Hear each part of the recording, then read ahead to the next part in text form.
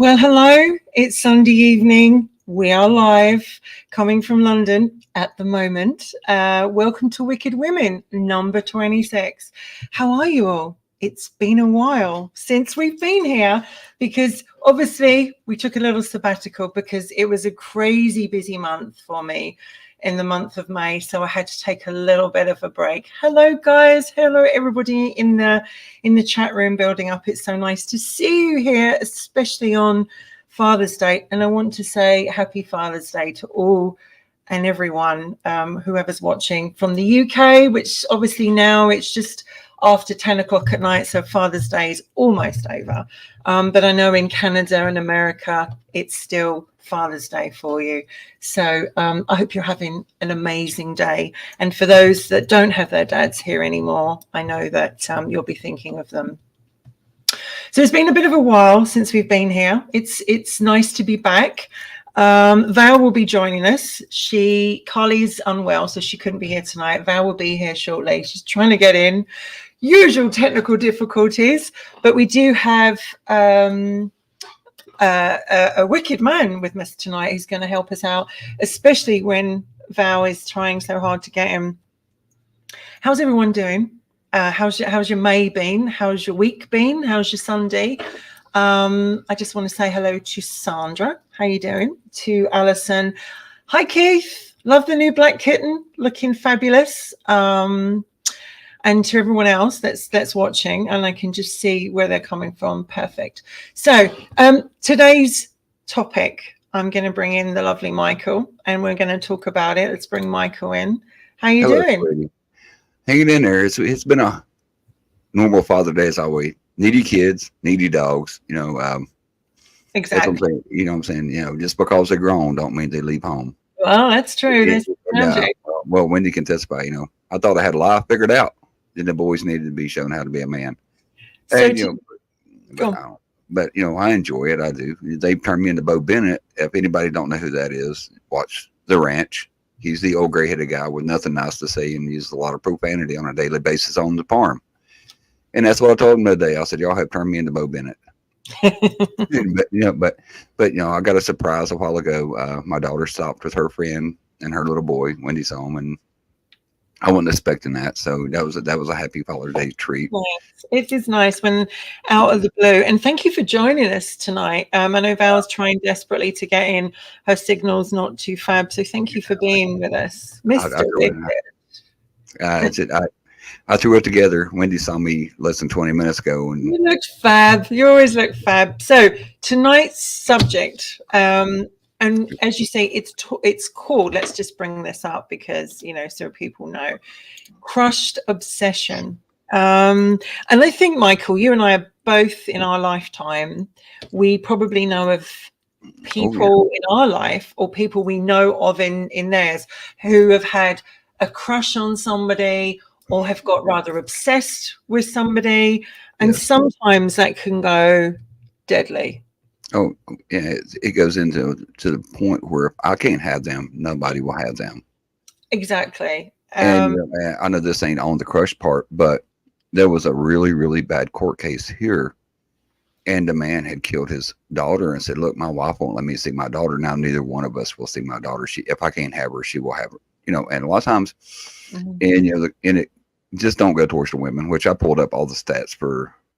It's the Women's World Health thing here, but a lot of times I'm going to look at first of all a crush because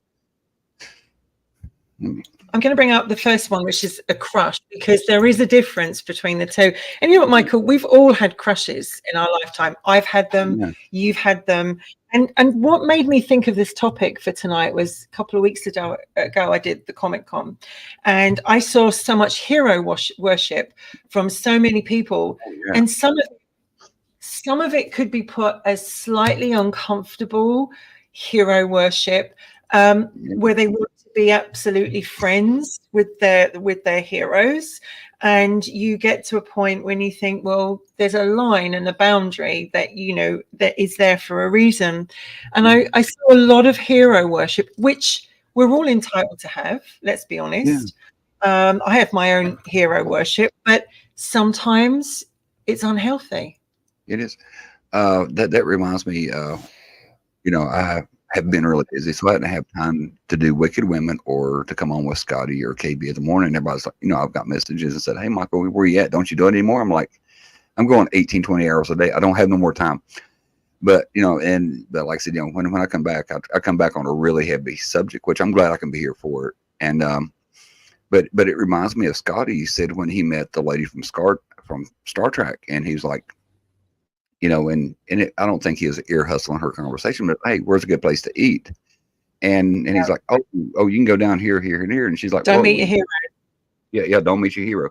And it's like, and she's like, hey, you need to back up. And he said, she's kind of a rude. I'm going to say the B or the C word, but that's kind of how the impression I get from him that he thinks of her now. And what it is, she's probably had some crazy ass fan somewhere one time that showed up as like, hey, I saw all your episodes. We're besties. And, you just met one of my crushes here. I wish I could have been in the UK with you. Was Amanda Tipping, SG1. Mm-hmm. Huge fan. I thought that was she was absolutely lovely, and they were, but there was so much hero worship, and when it's like, oh, I know them, I've had my photograph taken with them for so long, and I want to invite them to my wedding, that sort of thing, and it was a very uncomfortable thing, but understandably we're all drawn to that, and I want us to look at right now the differences between a crush, because when you meet someone and you fall for them or you like them, we all crush on them, and I'm going to give you just a couple of the symptoms. Like, so you're constantly checking them out. If you're at work, you're checking them out, or you're looking at them in social media. You can be really nervous around them. You can shake, you can blush, you can sweat, you can smile a lot because you're so sort of like smiley. So you can do a lot of smiling, and also your heart rate. You and I probably have that as well. The heart rate will go higher. And that's when you think, please don't let anyone listening, because you often think when you've got a crush beside you, can they hear that? Can they hear my heartbeat? Oh, and I have told people here, and you've heard me tell, the different ones of the boys, because, I've got Michael and James, and I have Brian with me quite a bit. And I'm like, hey, she's kind of into you. He's like, how can you tell? I said, unless you're stupid, you can see it. Mm-hmm. And one thing that comes with age, I just had a birthday. I'm 52 now. I'm getting to be the elder statesman of the bunch. And I say, she's playing with her hair. She's stroking her face. She's leaning into you. It's true. I said, she's leaning into you. She's turning around so you can check out all of the assets. And he's like, oh, no. She's just friendly. I'm like, are you stupid? Yeah. And he's like, oh, no, she ain't into me. I'm like, I said, the only thing left for this poor woman to do is get a damn billboard and said, hey, a lot of people, sorry to interrupt, but a lot of people don't actually know when someone's into them. A lot of guys will say, I don't know that they were into me. I need someone to smack me over the head to go, actually, I'm really into you. And when you get the butterflies in your stomach, and it's because our neurons in the gut are connected to our nervous system. So we have brain cells, as you know, in the heart, and brain cells in the gut. They're all connected. So when we're seeing someone we're really into and our endorphins are going, then you get the butterflies in your stomach. And also you find that you can't always get your words out. You're like, what's that word? And you're stumbling and you feel like 17. Yeah, you stuttering, you feel like, that your IQ points have dropped. And I've heard somebody say before, I was stumped by their beauty, or by their personality, or by their aura, or whatever. And I've seen it, I've had it, but like I said, with the boys now, I see that, they're all coming in. Well, Michael Allen's 27, but James is 21, Brian's a little older. And I see, and I see them in different stages, and I see how they stumble through life when women show them like attention. Like, oh, I just don't know. And it's really, really boyish, which is cute, but I want grandkids. I'm thinking you need to get out there. You need to wisen up, kids. Well, you need to I think they might need to go through a few roads before they get there, hopefully. But do you also know that when you you like someone, you end up touching them as well. You end up touching them more. Oh yeah. And also you lean closer. Women will often get their cleavage Oh yeah. further out. Guys will, Oh yeah. puff themselves up, make the chest bigger. Because we Look, want to be attracted. yeah, look at all of this. Yeah. But yeah, they want to be attracted. And the thing is, you also put them on a pedestal. oh yeah. You also you also go, wow, because you're just whatever it is about them, you put them up there a bit, because that's what we all do. So for Rich, using this as an example, Jason Momoa was there, and a lot of women find see why. I can see why they like Jason Momoa. He's a big hunking, good-looking guy. Women were like, oh, hi, Jason, and all that kind of stuff. Yeah. Floaty butterfly. You can see that they had an absolute crush on him, and it was, I can't say I blame them either, although, as I say, never meet your heroes. But I think a lot of people also see him as Aquaman and also Khal Drogo. So they look at him and they go, wow. So there was a lot of hero worship in that scenario. Go for it. Oh, I was going to say, you know where he got his first break at, right? It was Stargate Atlantis. Stargate Atlantis, wasn't it? Yes. It was, yeah. It was. Like I said, and I'm a fan. I just don't get the butterflies and blush and want to, drop my knickers for him. I would like to have a beer with him because he seems like a pretty cool guy. Yeah. But like you said, never meet your heroes because, the way people are in front of the camera and behind closed doors are two different personalities, and they might be a prick behind closed doors, but, pricks don't sell merchandise. And, and that's why I tell people, never meet your heroes. But I seen Valerie up there. Is that why people get the nervous shits? That is a very, very Appalachian saying. And I'll take that one. Could be, because once your neurons hit from your brain to your stomach, it makes your stomach upset and flippy floppy. And when it flippy floppy, it's got to go somewhere, because your acid and everything gets turned up in your gut and your intestinal tract. And it's neurons, isn't it? It's like firing nerves. Like when you got a first date and your palms get sweaty and you're like, oh my god, my heart rate is going really high, and then you want to go to the loo. That's kind of what it does. Yep, because everything's connected inside your body. Someone can be flirting with me, and I just think they're being nice. Yep, I see that a lot, Keith. It just ain't you. Like I said, I got the 3 boys here, and when I get them in the truck, I want to shake them. I'm like, "Are you blind?" And like how did you learn as a man? How did you learn that women were, because obviously, like, were you taught this from your parents of what to look for? Or how did you learn? Trial and error. And like I said, and I try to guide them. I'm like, learn from my mistakes, and I tell them, watch Wicked Women. They give you the keys to the kingdom. Oh, I wouldn't watch a podcast, but you know what I'm saying? That they're like, oh, I like Gibbs from, James. He watches the NCIS. She said, I like Gibbs from, and the older I get, the more I kind of relate with him too, the old gray haired guy, he's kind of smooth or whatever. And I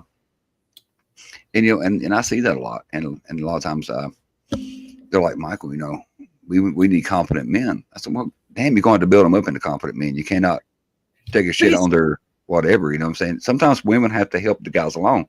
Some guys just go stupid when they get around a woman they really adore or have a crush on or whatever, and they can't help it. I think it's years and years of evolution just devolve in a few minutes. I think it's also that women are from a DNA point of view. If you think about it, is women are meant to have children. Well, if you go back in medieval times, women were having babies young. They were getting married young. 14, they had to, even 12. They had to take on that role of being, out there. And so being responsible and actually, I think women predominantly have that older gene, women are far advanced in some ways than guys. Oh yeah. Because a lot of times guys, they would build their fortune before they'd marry a young wife.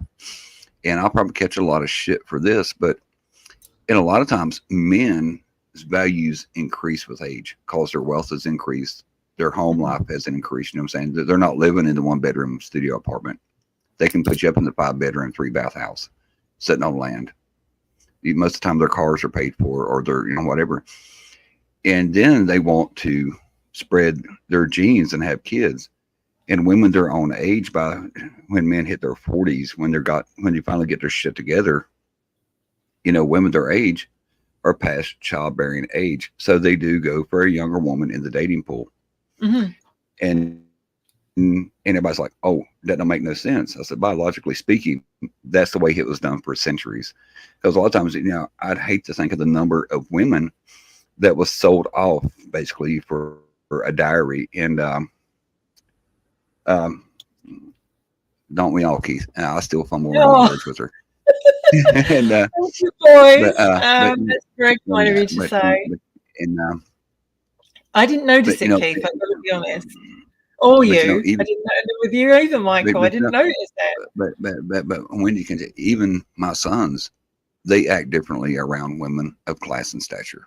Because, like I said, Michael Allen told his brother the other day, it don't matter if we beat his ass, as long as we're genteel about it and he really asked for it. I said, just throwing hands with somebody is not genteel. I said that she would not be happy with you. But that's why he said. Do you remember your first crush, Michael? Do you remember it? I remember her first name, but I can. Yeah. Oh yeah, her second name just came to me. It was like in 3rd grade. This girl, I was so infatuated with this girl. I was just. I don't. How did it make you feel? How did it make you feel? Well, at that age, I was confused. I could not figure out why I could not. You just want to be close to them. You just want to be next to them. You just want to have a conversation with them. And when you're like in 4th or 5th grade, it's really, really awkward time for guys and girls both coming into puberty. And that's like, I'm not going to say their name, but a little boy that I'm really, really close to is now 15. I remember his mom's like, Michael, watch what you say. He's starting to notice girls.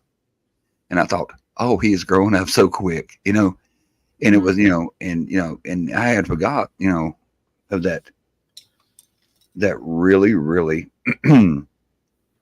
awkward time for little boys. When your hormones hit, cause like one day you're playing with cars and trucks out in the grass and you're chasing the dog. And next thing you know, girls, and it's like everything else. It's like, and that consumes your mind for the next 80 years. It's like, I want to meet her. I want to talk to her. I want to, see what, I'm not. And you never forget them either, because I remember one of my first crushes.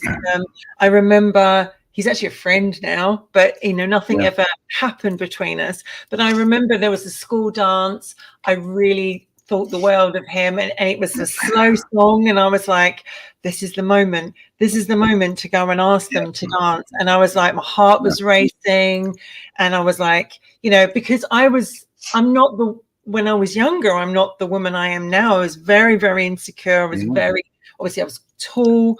I had long hair. I used to just hide behind it. And I didn't think I was this confident that you see girls are now. And I remember we had this dance and I physically felt like, oh my God, nothing ever came out of it. Nothing ever happened. And that's the thing. Yeah. Crushes can also, as Val puts, crush you. I remember some of the school dances, and later, I've asked the teachers who separate them, in a certain age, the little boys want to ask the little girls to dance. The little girls want to be asked to dance, but the little boys are congregating over here. The little girls are over here. And the dance floor is like no man's land. You know what I'm saying? It's no man's land. Only fools dare to tread there, because, if you get shot down, your buddies are going to rib you forever. And, like I said, the little girls, want to be asked. The little boys want to ask, but everybody's chicken shit. You know what I'm saying? And anymore, I think a lot of some of the things that people have done in social media has killed a lot of the chivalry in men. Yes. I still hold doors for women. Yeah. We was at Sheets last night, and we'd got out and we'd come off the farm late. I was tired, back hurting.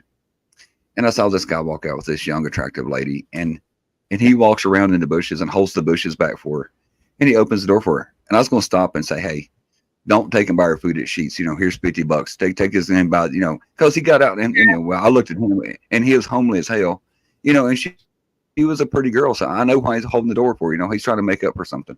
But I thought that's I thought oh well, hell, Shiver ain't dead. He's swinging way above his weight, so maybe that's the reason he's putting the extra on. But I thought that was so funny. But yeah, he walked by and he held the bushes back and opened her door, and I thought, huh. Were you saying that he was punching above his weight? Oh yeah. This poor boy was homely as hell.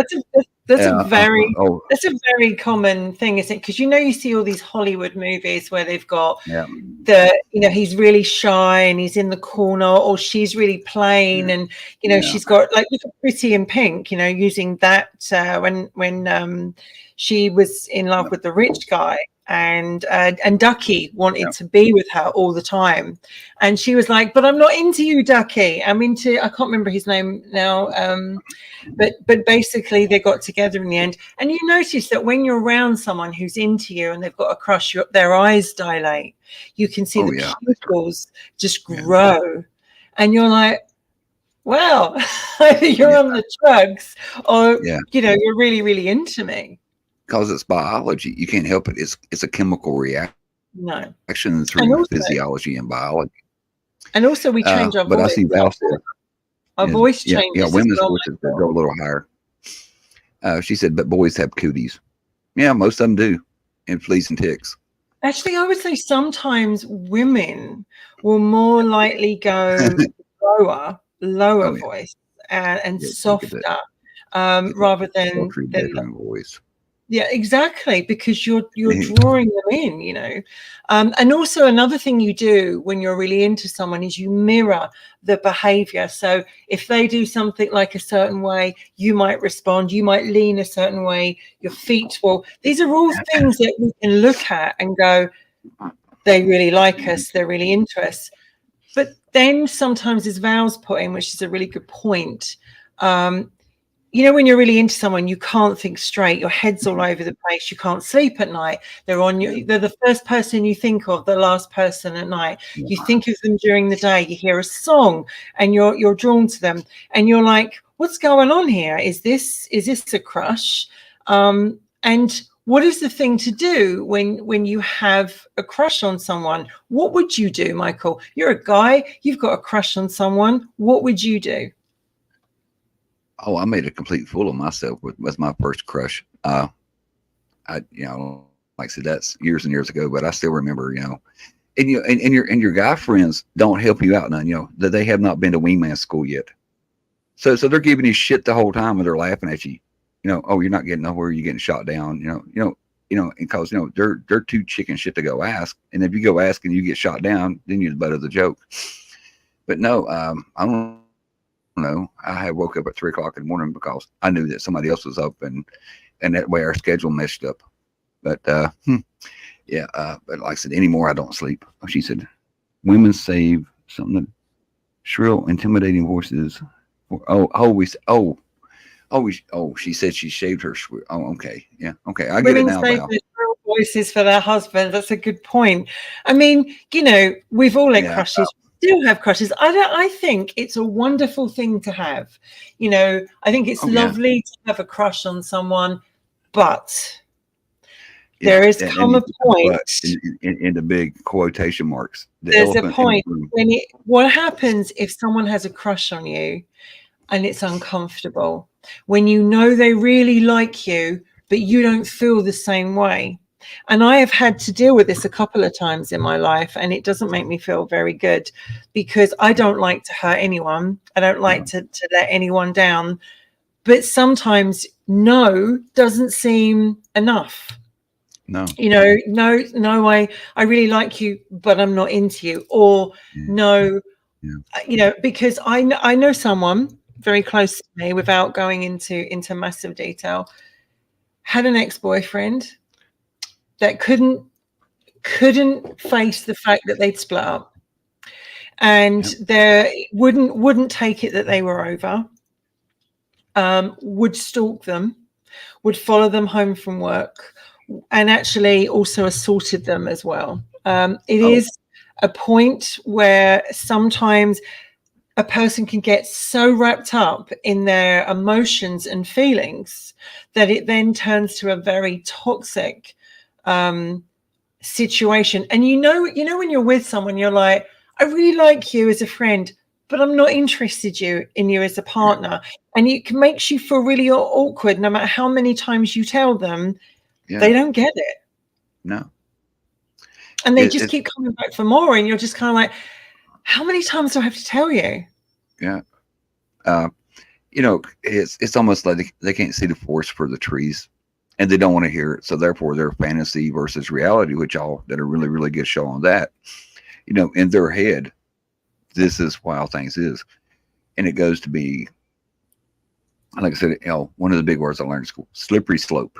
Yes. It's best to stop it at the beginning of it, because the farther you let it slide down, the worse it's going to get. And I was looking at one of the statistics here. It says the United Nations Development Fund for Women estimates that 1 in every 3 women globally has been beaten, raped, or otherwise abused during her lifetime. In most cases, the abuser was a member of their own family, which could be a husband, a boyfriend, brother.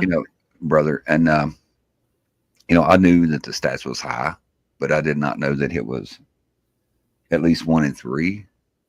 With that kind of stats, it could be your sister. When you've dated someone and you've split up with them, or you were married to them or whatever, and you no longer see them in that light, but they won't take no for an answer. And this situation that I'm trying to, without going into massive details on it, you become fearful of when you leave work. You're looking around going, are they behind me? You don't want to pick your phone up because it's a withheld number, and you think, is it that person calling me? You hide everything you can on social media because perhaps you don't want them to see photographs, or they're stalking you. They're going through your Instagram, your Facebook, etc. And WhatsApp. I mean, I actually turned off my I turned off when someone's on and when they read that lot, because I don't want to know, because I think that plays with your head. If you send someone a message and you go, well, I sent their message and they've been on but they haven't read my message, it plays with your head. So I turned mine off years ago and I've never turned it back on, and it's probably one of the best things I ever did. You talk about the restricted number or whatever, which, Michael Allen was talking to a little girl, and she kept throwing all these red flags. And I told him, I said, hey, you need to deal with that sooner than later. And he even mentioned it to you, and you're like, no, you need to stop this right now. And it was the next night, he got a phone call from like a random number, wasn't restricted. And she's like, oh, I dialed you by mistake. No, you have downloaded a calling app on your phone because he'd already blocked you on everything else. And I'm like, so the stalking can go either male or female. Sometimes one's just as crazy as the other. And a lot of times, I always said, if you want a good detective, give a woman a reason to look into you. And there's a story about a woman who's seen a guy's credit name on his credit card, went home, looked him up on social media, found his mom's book club, joined a book club, went over and introduced herself and made sure that the mom knew that she was single, because she'd already looked up and seen him was single. She said, oh yeah, we're going out on Friday. If a man did that, the backlash would be a whole lot worse than some, if somebody's going to take my name off my debit card or credit card, look me up on social media and go find somebody that's in my family circle. But now that's what they do. Like they Google and they go through Facebook. Especially Facebook is well known for like stalker paradise. So you become paranoid. You keep your page shut. You don't accept friends that you don't know. But also, what happens if like, to be assaulted by someone that you once dated, that you once loved, that you once cared about, because you might be dating someone else, you might be seeing someone else, and they're like, I know you're seeing them. I don't want you to see them anymore. It's a really horrible feeling. And I just wanted to bring up this point, which love is a very familiar emotion for most people. We love our pets, our friends, our family. And when we love someone, that can be accompanied by a fixation or a desire to control another person because they feel Oh yeah. insecure. So a lot of insecure women or men will try and control a partner.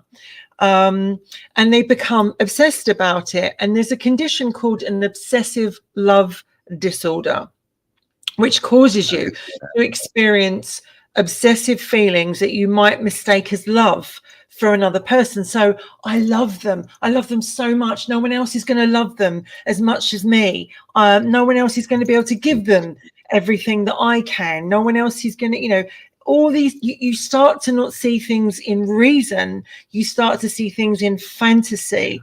And then before you know it, you've actually got in your head, they need to be with me. I can take care of them. I'm the only person for them. Do you know what I mean? Oh yeah. Like I said, we've seen that firsthand. People build up a whole fantasy which becomes their reality, which is really, really dangerous. And there was another incident that I can remember here. The lady had divorced her husband. They went into the Moose Lodge playing bingo, and she was with somebody new, and the guy come in, killed her and the other guy, then turned the gun on himself. It, turned into, it was one of them, if I can't have her, nobody will. Yeah. And the guy was just guilty by association because he was the one that she was going out with now. And it can kind of really, really dangerous. And everybody said, get an EPO, emergency protective order. That's a piece of paper. Here in the States, we had the Second Amendment. That's a whole lot better than an EPO. And I tell women all the time, don't downplay it because it could go bad. And even men, I've seen these ex-girlfriends, these guys can't put up with their shit no more. They're so crazy. They say, look, I don't want nothing to do with you. They say, oh, if you're not with me, I'll hit myself and tell the cops you did it. Or they'll write, I've seen, I've got friends that own body shop that is forevermore fixing key marks on cars, with people like, scratching their name on the passenger side of the car. It's like, this is my side of the car, and they just write their name on it. I'm thinking that is some dumb, you know what I'm saying? And, it's just because, and these girls could be anywhere from 16 to 26 or older. One poor old guy was in his 50s and his ex-wife did it. So, like I said, there is extreme cases on both sides. Neither one of them is healthy. 100%, because a person with obsessive love disorder will indulge in feelings regardless if they're reciprocated or not. And the thing is, you're frightened to give them an inch unless they take a yard. So it's like, I really like you, we're friends, but I'm frightened to hang out with you or whatever, because you may take that as a come on. And I think that you have to get a boundary very much 100% in, because, let's have a look about obsessive love disorder is actually considered a mental health condition. And although we don't absolutely hear of this condition, obsessive love disorder, hero worship, or whatever you want to say, it's like in that person's mind, in that person's life, you are, you often go in.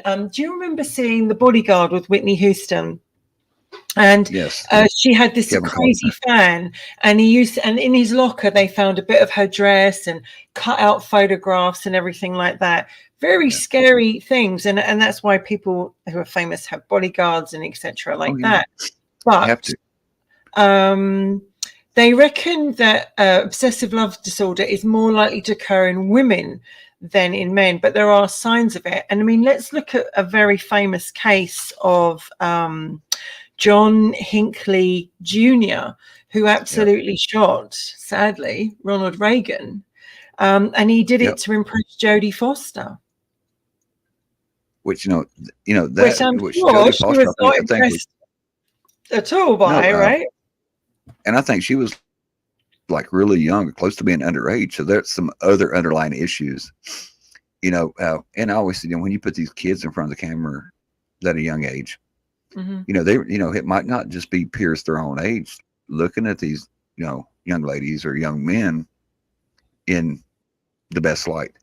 And like I said, Hinckley said, I just thought if I could kill Reagan and show her how much I care, that she would want me. But Mhm. he finally got out on parole. They let him out. I never thought he'd see the light of day again. But they No, finally no. give him like parole or probation, whatever. Yeah. Yeah. And Oh, you then probably we know what Emmerdale is, but I And don't know then, who that is. That think of the very famous case very recently, O.J. Simpson, who yeah, we pretty much know killed Nicole Simpson, his former wife, and Ron Goldman, and yeah. he didn't just kill them fairly. He was yeah, He butchered them. yeah, And this is a guy who denied this all the way, pretty much to the grave.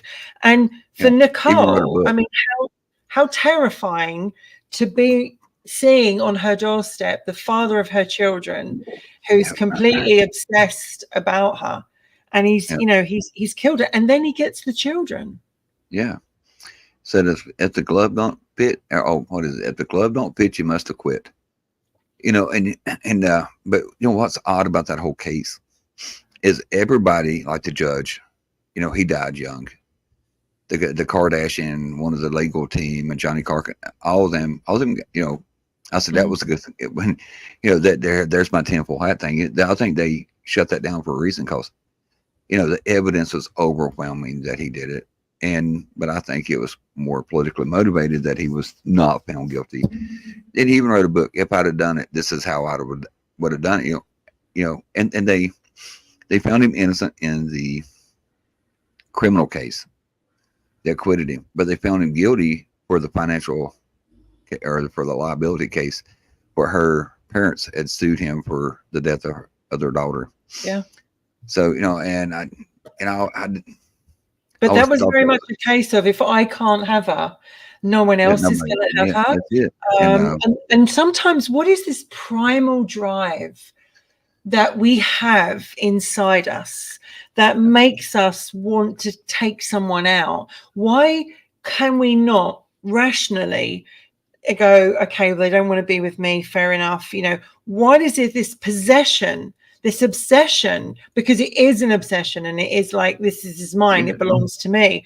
He it didn't overrides see common sense. he didn't see Nicole as, the mother of his children. He saw her as the fact that she had another guy around her. How dare she do this? She was always Yeah, going to be his wife.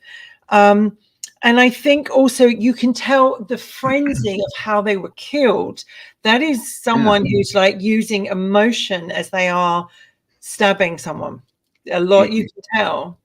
you know, When Jack the Ripper obviously killed his victims, he was very in some of his killings he was very precise, yeah, and he was very calculated. In other ones, he was literally slashing them apart. yeah.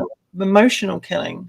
And another time, I might get some crap for this, but I always said that women was always a little more emotionally driven than men. Mm-hmm. Men are more, logical, think it out. And you tell people that. And I said, I can, give examples. A lot of times, a mom with their kids, a dad's going to, they're logical. Hey, these are my offspring. I will protect them at all costs. Mm-hmm. And a woman's like, these are mine.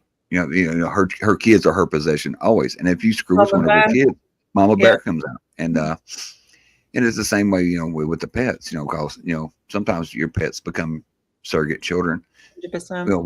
which even mine, you saw them earlier, one on each side, and, they're just laying there. And I get the emotional part.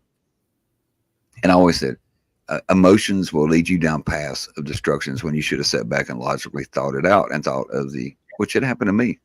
I said, well, hey, if you want to play this game, let's do it. I did not think out my situation, and I paid for it, still paying for it dearly.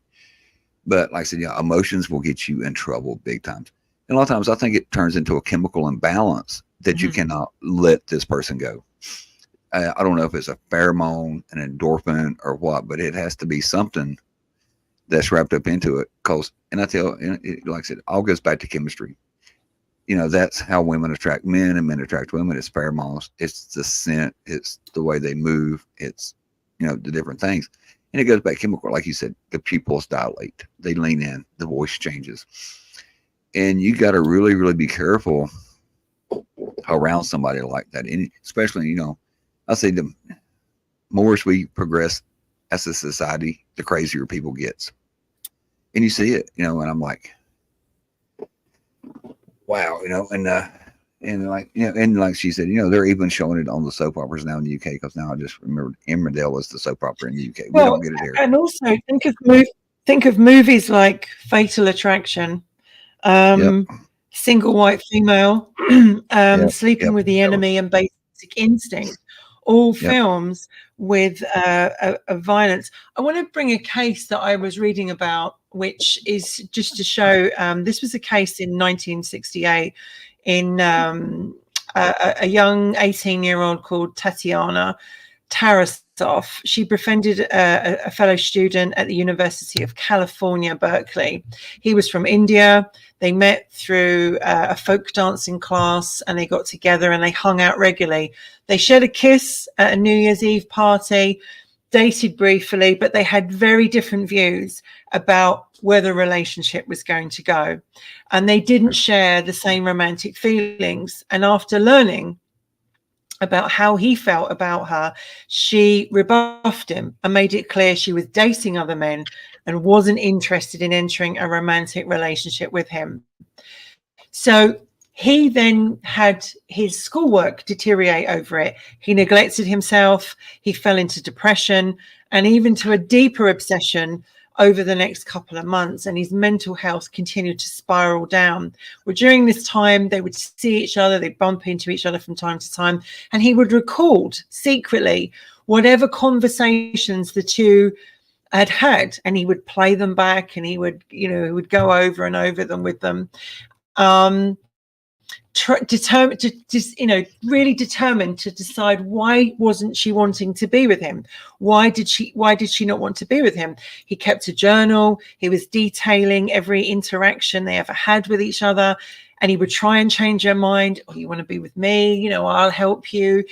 He would incessantly call her and show up and stand with her at the bus stop, and even befriended her brother and eventually moved in with him, which must have been really Awkward. creepy. So she left the States in the summer of 69 to go to Brazil. During this time, he sought professional help. And the doctor he was with grew concerned. And as you know, in counseling, there are only 3 times that you ever break confidentiality. If someone threatens to harm themselves, if they threaten to harm another person, or if they threaten to do a terrorist attack. That's the only 3 times you really break confidentiality.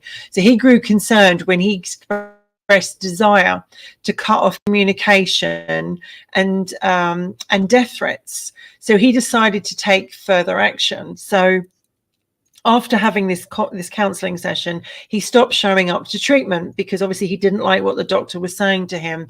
And the doctor wrote a letter to the police to say, look, I'm warning you, he's been threatening to kill her. I really think you need to take this seriously. So the police took him in. Cut a long story short, he was released. They concluded that he wasn't a threat, he wasn't dangerous, and advised him to stay away from her. And even, you know, the counselor said, but you need to take this seriously. Upon her return from South America, she was failed to be informed by the police or the authorities about what the threats were against her. He continued his stalking behavior, and on October the 27th, 69, he showed up at her house and he shot her with a pellet gun before stabbing her 14 times. Second-degree murder was later turned over on the grounds that the jury at his trial was not properly instructed. He wasn't retried, and after serving only 5 years in prison, he was deported back to India. So they sued the hospital, and all the people that knew about it, her family sued. And to this day, they made a landmark decision in 1976, ruling that mental health professionals have a duty to forego doctor-patient confidentiality and warn individuals who are being threatened by a patient. And 33 states have now adopted this law. Can you believe, like, she and I have done this myself. I was in that abusive relationship, and I got myself on a plane and went thousands of miles away to get away from it. only to come back and find that that person still hounds me, still turns Yep. up at places where I am, even turns up on my front doorstep a couple of years ago.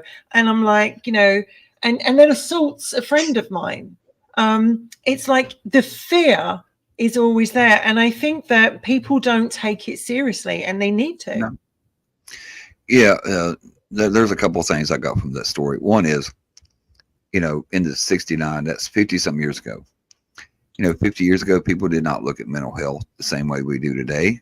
That they thought at one time you could put your wife in the insane asylum because she fussed and griped at you and you thought she was delirious. So that was the mentality that they had. Another one is the culture difference. A lot of these women who date different cultures or even men need to realize they don't come from the same upbringing and background you do. Yeah. And it might be different. In India, I know they have a lot of arranged marriages. I could go to somebody's parents of a daughter and say, hey, this is my son. This is where he works. He has this much land. I think they need to get married. And the parents will arrange the marriage. And in the Middle East, a lot of times, they look at women with no rights.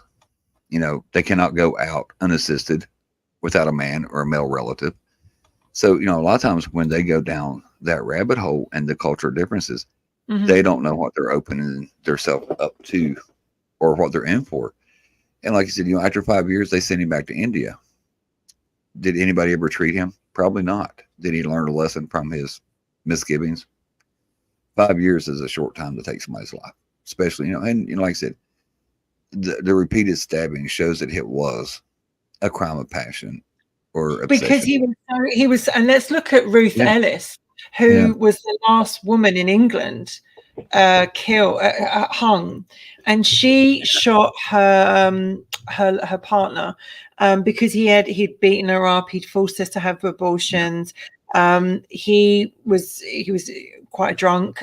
He was sleeping with other women. She was so mentally worn down by because when you have a miscarriage or when you have an abortion, you're screwed up in your head, your hormones are all over the place. She was offered no counseling or anything like that. So when she shot him, and this is in I think it was late 50s, early 60s, but when I she remember shot the story. I think y'all did that on Robertson. yeah, we did. And when she shot him, she admitted she did it. She was not offered any sort of mental health help. Nothing. And she was hung. She was the last woman hung. And that is a crime of passion. But I also think the way he stabbed her was so frenzied, 14 times. Yeah. He was making sure there was absolutely no way she was coming back. That to me. And then obviously look at Mark David Chapman, who shot John Lennon just a short time before asking for his autograph. Yeah. And I don't know if he turned him down or whatever. No, he gave him the autograph. He kind of had this thing about him, and he gave him the autograph, and then what did he get for it? He got shot by him a short time later. That whole thing with him and Yoko and all of that. That was, and like I said, that was in the 60s and stuff like that, and a lot of times, there was a lot of rampant drug abuse that followed the Beatles and stuff like that. And like I said, it all goes back to biology and chemicals and stuff like that. And if you are altering your chemical makeup of your brain, it's hard to tell what he thought when John gave him the autographs. And it's like, oh, he just gave me his autographs and walked away. I dare him. Just watch Baby Reindeer Hit shows the horrible mental illness and obsession can be. I've never seen that. I think that there's a difference between that an obsession can turn. This is a question here.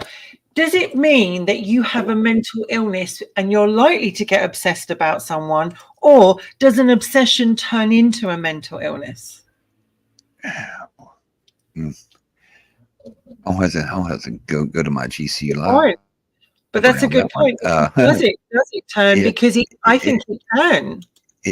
It could. It very easily. We saw that. You give examples of that. And I think it's normal for little boys or little girls or even grown people to have crushes on, and somebody else. But yeah, like I said, and like I said, I use the term slippery slope again. People anymore, they do not do a self mental health check. But some days I stick my head out the door and I'm thinking, nope, I'm not fit for society today. I'll just go back in here and curl up with the dogs and watch YouTube. And and they don't, They don't take it and on board. they don't. And like I said, it's and you can put in your mind, you can have this whole fantasy that's drawled out that becomes your reality, which is really, really dangerous. I think crushes are absolutely normal adolescent type stuff. And even I know people, I was going to say our age, but only one of us have birthdays here anymore. The other one don't. But anyway, and I'm like, but even older, I don't want to say that even at my age, if something fell in my lap, that I wouldn't have a crush. You know what I'm saying? I'd hope I Well, the knew crush how to is handle it. healthy. Crushes are healthy, but I think to bring up some of the list of obsession is a constant need for validation Yeah. from the person you are in love with, obsessively keeping in contact with the subject of your affection, ignoring the personal boundaries of the subject. So if someone's saying, no, I don't want to date you, or back off, there's a line. You have to take that on board. Behaving in a controlling manner with the person that you're obsessing over, feeling extreme jealousy of other relationships. And I've had this, I've known of people, I'm dating someone and they'd be like, you should be dating me. I'd be better for you than that person. And it's kind of like, I don't know if I need to hear that. I don't think that's a very healthy No. thing to say to somebody, maybe as a joke, but then there's also that point where when does it stop being funny?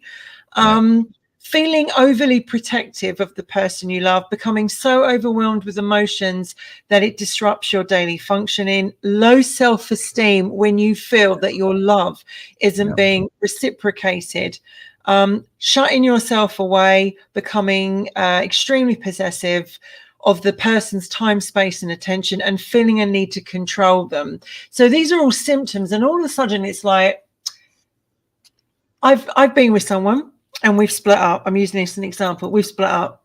They started to date someone else. Well, what's wrong with me? Why don't they want to date me? We were together. I had them. They were mine.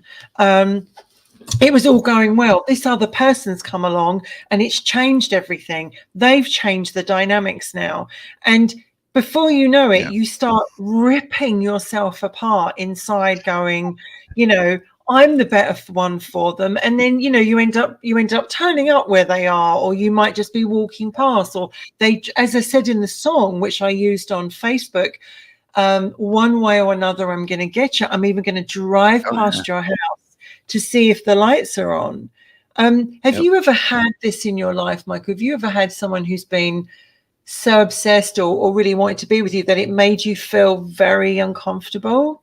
Yeah, that's what I was telling you earlier when I checked in with you. And, a lot of these things y'all hit, like I said, I am getting older. I've got a lot of life experience, a lot of interactions with people all over the country and the world. And I remembered I was dating this lady. She was a little older than me. And I told her, I said, look, this just ain't what I want. I moved on. She did not. So we was like playing cards with a new girl that I had with me at a friend's house. Next thing I know, she showed up outside, blowing the horn, beating on the doors. Our friend called the cops, and she had a gun loaded, and she had our names written on bullets. I didn't take it that serious because I knew most of the cops. I'm like, what is it? But there's a 38. And I told him, I said, I need that bullet with my name on it. He's like, oh, no, Michael, this needs to go into evidence.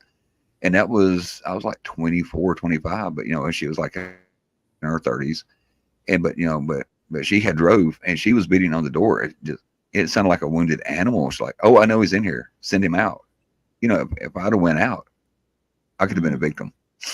And I was in the Army at the time. That's one thing, you go to the Army and you get killed by a jail, and I had been away for a while and came back, and I think we'd passed her on the street or somewhere. And she found me at the friend's house when we was playing cards. And I was like, Like, wow. But I think she ended up doing like 3 or 4 weeks, in a hospital.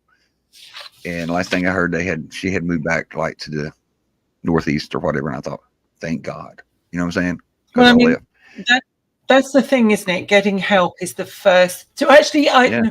first of all, you actually have to admit that you have a problem, and you have, Yeah. because some people don't actually think that their actions are obsessive. Some No. people don't actually think that it is. And it's like, if another person is saying to you, I don't feel the same, back off, Yeah. this is not for me. They're not saying that because they're trying to get you to chase them more. They're not trying to say That's, that because they're just feeling like that in the moment. They're actually saying that because pretty much 99% are saying that because I don't want this. yeah. Please, respect my boundaries. Don't make these things awkward between us.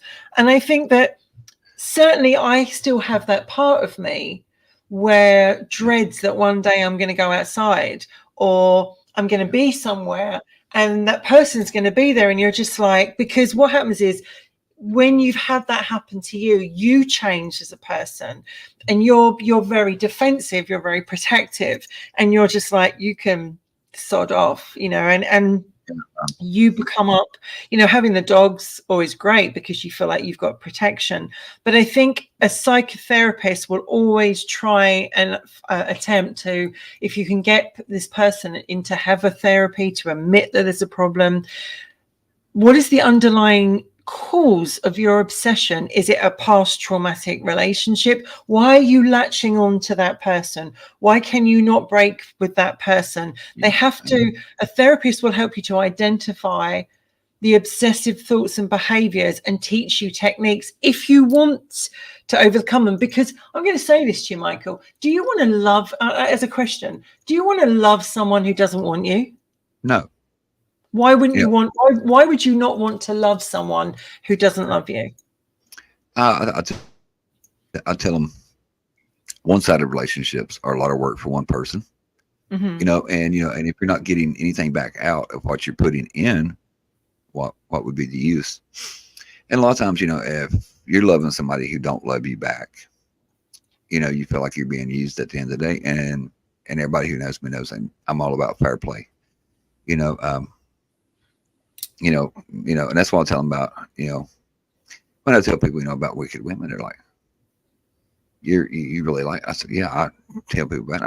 I said, I think they should get the same respect the boys do. And they should not catch any of the shit if they miss a show. And everybody's like, oh, what do you mean? But why wouldn't you love? I mean, in a nutshell, why wouldn't you love? You can say this rationally right now because you're sitting in a rational point of view. Why would you not want someone who doesn't want you? That would be not much fun. You know what I'm saying? That would be no fun to me. I'd want them to chase me as much as I was chasing them. You know what I'm saying? I'd want them to put, you know what I'm saying? Like I said, and a lot of things come with age. I truly believe that. I truly believe it's self-respect also as well. Like, it is. Why would you put yourself in a position where you're getting told, go away, I'm not interested in you, or worse, the police are called? Surely this must be a trigger to, I mean, I remember when the Queen had a intruder and ended up in her bedroom, and she ended up having a brief conversation with him, probably the wisest thing to do to try and get him out of it. And he had mental health issues. And I think sometimes people, they were the most, you say they were never like that. Why have they suddenly turned into it? Love, toxic love, unrequited love can turn people very, very quickly if you're not in control of those feelings. I've seen here, it's Valerie said many times, the obsessed don't realize they're being crazy. And I can truly see that. But I'll be right. Have you ever been the obsessor? No, I don't obsess much. Like I said, I had a crush in elementary school. That's the only one I can think anymore. I just call it being consistent. So what could we actually say to someone that right now is going through unrequited love, is obsessed, or has this massive crush on someone that then it's never going to go anywhere? What advice helpful, positive advice could we offer to them? Tread lightly. Look at things rationally. You know, find other interest.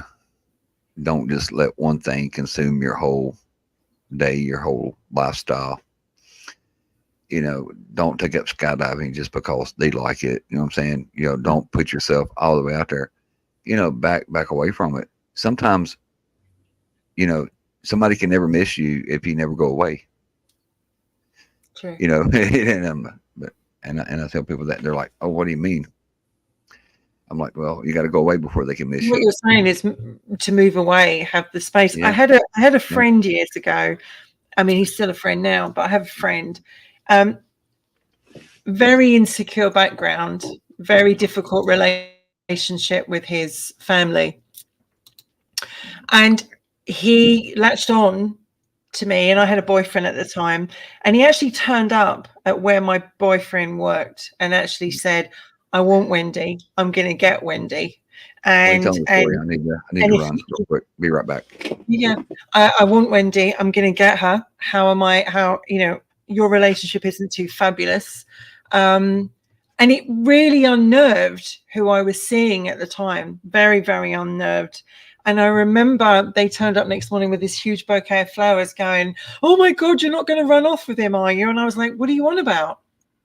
And they told me that then when he turned up at work. And I found that very, I mean, it's all about, what's that saying? Faint heart never won a lady. And I'm all for that. But I think there's also a very unhealthy way of going about it as well. And there are certain people that do cross that boundary. I think the most important thing I would say to anybody that is going through unrequited love, or perhaps has an unhealthy crush on somebody, is actually admit in yourself, if you can actually reason admit in yourself what's going on. And admitting is the first step, and communicate and say, look, I know I've been coming on really heavy or whatever. I'm sorry, I need to sort myself out. Spend quality time with people that do love you and see what healthy love does look like, and find someone who does want to be with you, who does want to spend time with you, and perhaps go to the gym, work out, whatever you need to do, but also deal with that. I think what concerns me is, you know, it's not looking at some of these cases like Madonna. Yeah. Madonna had Robert Dowie Hoskins, who apparently was a stalker, threatened her as well, and that was sorted out as well. As a star, that would horrify me. And yet here we are on YouTube. Here we are on YouTube putting ourselves out there that anyone could watch this at any time and try and find us if they wanted to. You know, unlike most people, if they want to find me that bad, I'll give them my home address. I never lock my door, and they'll be greeted by Tweedledee and Tweedledum. They got four paws and big noses. And they're really lovely if they like you. But if they, you know, cause you want to talk about obsessed, if you never want to pee by yourself again, or go use the bathroom, or have a bed to yourself, get a pit bull. A dog is obsessed about you, and they certainly stalk you. But the thing is about coming out of work, and finding someone waiting for you or following you, which happened to somebody that I know and care about. They were, even now, years afterwards, they still feel physically sick. They're still scared that this person will turn up. They still live in fear that this person will find them. Even though they've both moved on and they're both married or whatever, etc. Now, it's like, oh my God, I hope that never happens again. As I said, I started this podcast because I saw what happened, and I saw so many hero worship at the Comic-Con. And it's like, oh my God, I'm going to get, you know, they're going to invite them to my wedding. If I have a baby, they're going to be godparent. And you just think to yourself, that's a little extreme. Yeah, that's a little extreme. You know, their reality has checked out. But another statistic that I read here says, on average, more than 3 women a day are murdered by their husband's boyfriend in the United States. Nearly 1 in 4 women in the United States report experience violence by current or former spouse or boyfriend some point in her life. Women are more likely to be victimized by current or former intimate partner. And it goes on to say, women spouse abuse, 86% of the abuse are at the hands of a boyfriend or girlfriend. Yeah, About it's true. three-fourths of the people who was committed family violence are male. So and women 20 to 24 are greater risk of experiencing non-fatal intimate partner violence. That was just some of the So stats that I pulled what up. you're actually saying, the crux of it is that majority are actually by somebody you know. Yeah, Um, and that it could be a friend, family member, former partner, or partner. yeah, yeah. But what got me, it says 3 women a day in the United States are killed by a husband or boyfriend. Yeah. And it even come down here, it says boyfriend or girlfriend. And more now that I say things are more mainstream now. And I've asked some of the law enforcement, the Leos I know, what is it like when you go to a same sex house for domestic violence? And they say it's a shit show, because and not to put gender into it, but there is a feminine role in a relationship and a masculine role in any relationship. And a lot of times, I remember which Dave Chappelle does a joke. Said this really nice lady came up to him and said, "Hey, can I have your autograph? You're Dave Chappelle." And he gives it to her, and the woman that she's dating comes up and said, "Hey, you get your eyes off my girlfriend or whatever." She used a different terminology, and he's like, "Look, I'm not looking at your girl." And she actually got physically violent with him because he was a celebrity, and she said, "Hey, you're looking at my girl wrong." So so anymore, as dynamics change in our day to day lives with different things, it's I think there's a lot of uncharted areas that, like I said, right now I'm going to school working on my stuff for behavioral health. And I think a lot of our behavioral health, as we trans just oh, I can't even speak right now, transition into That's it. yeah, Transition.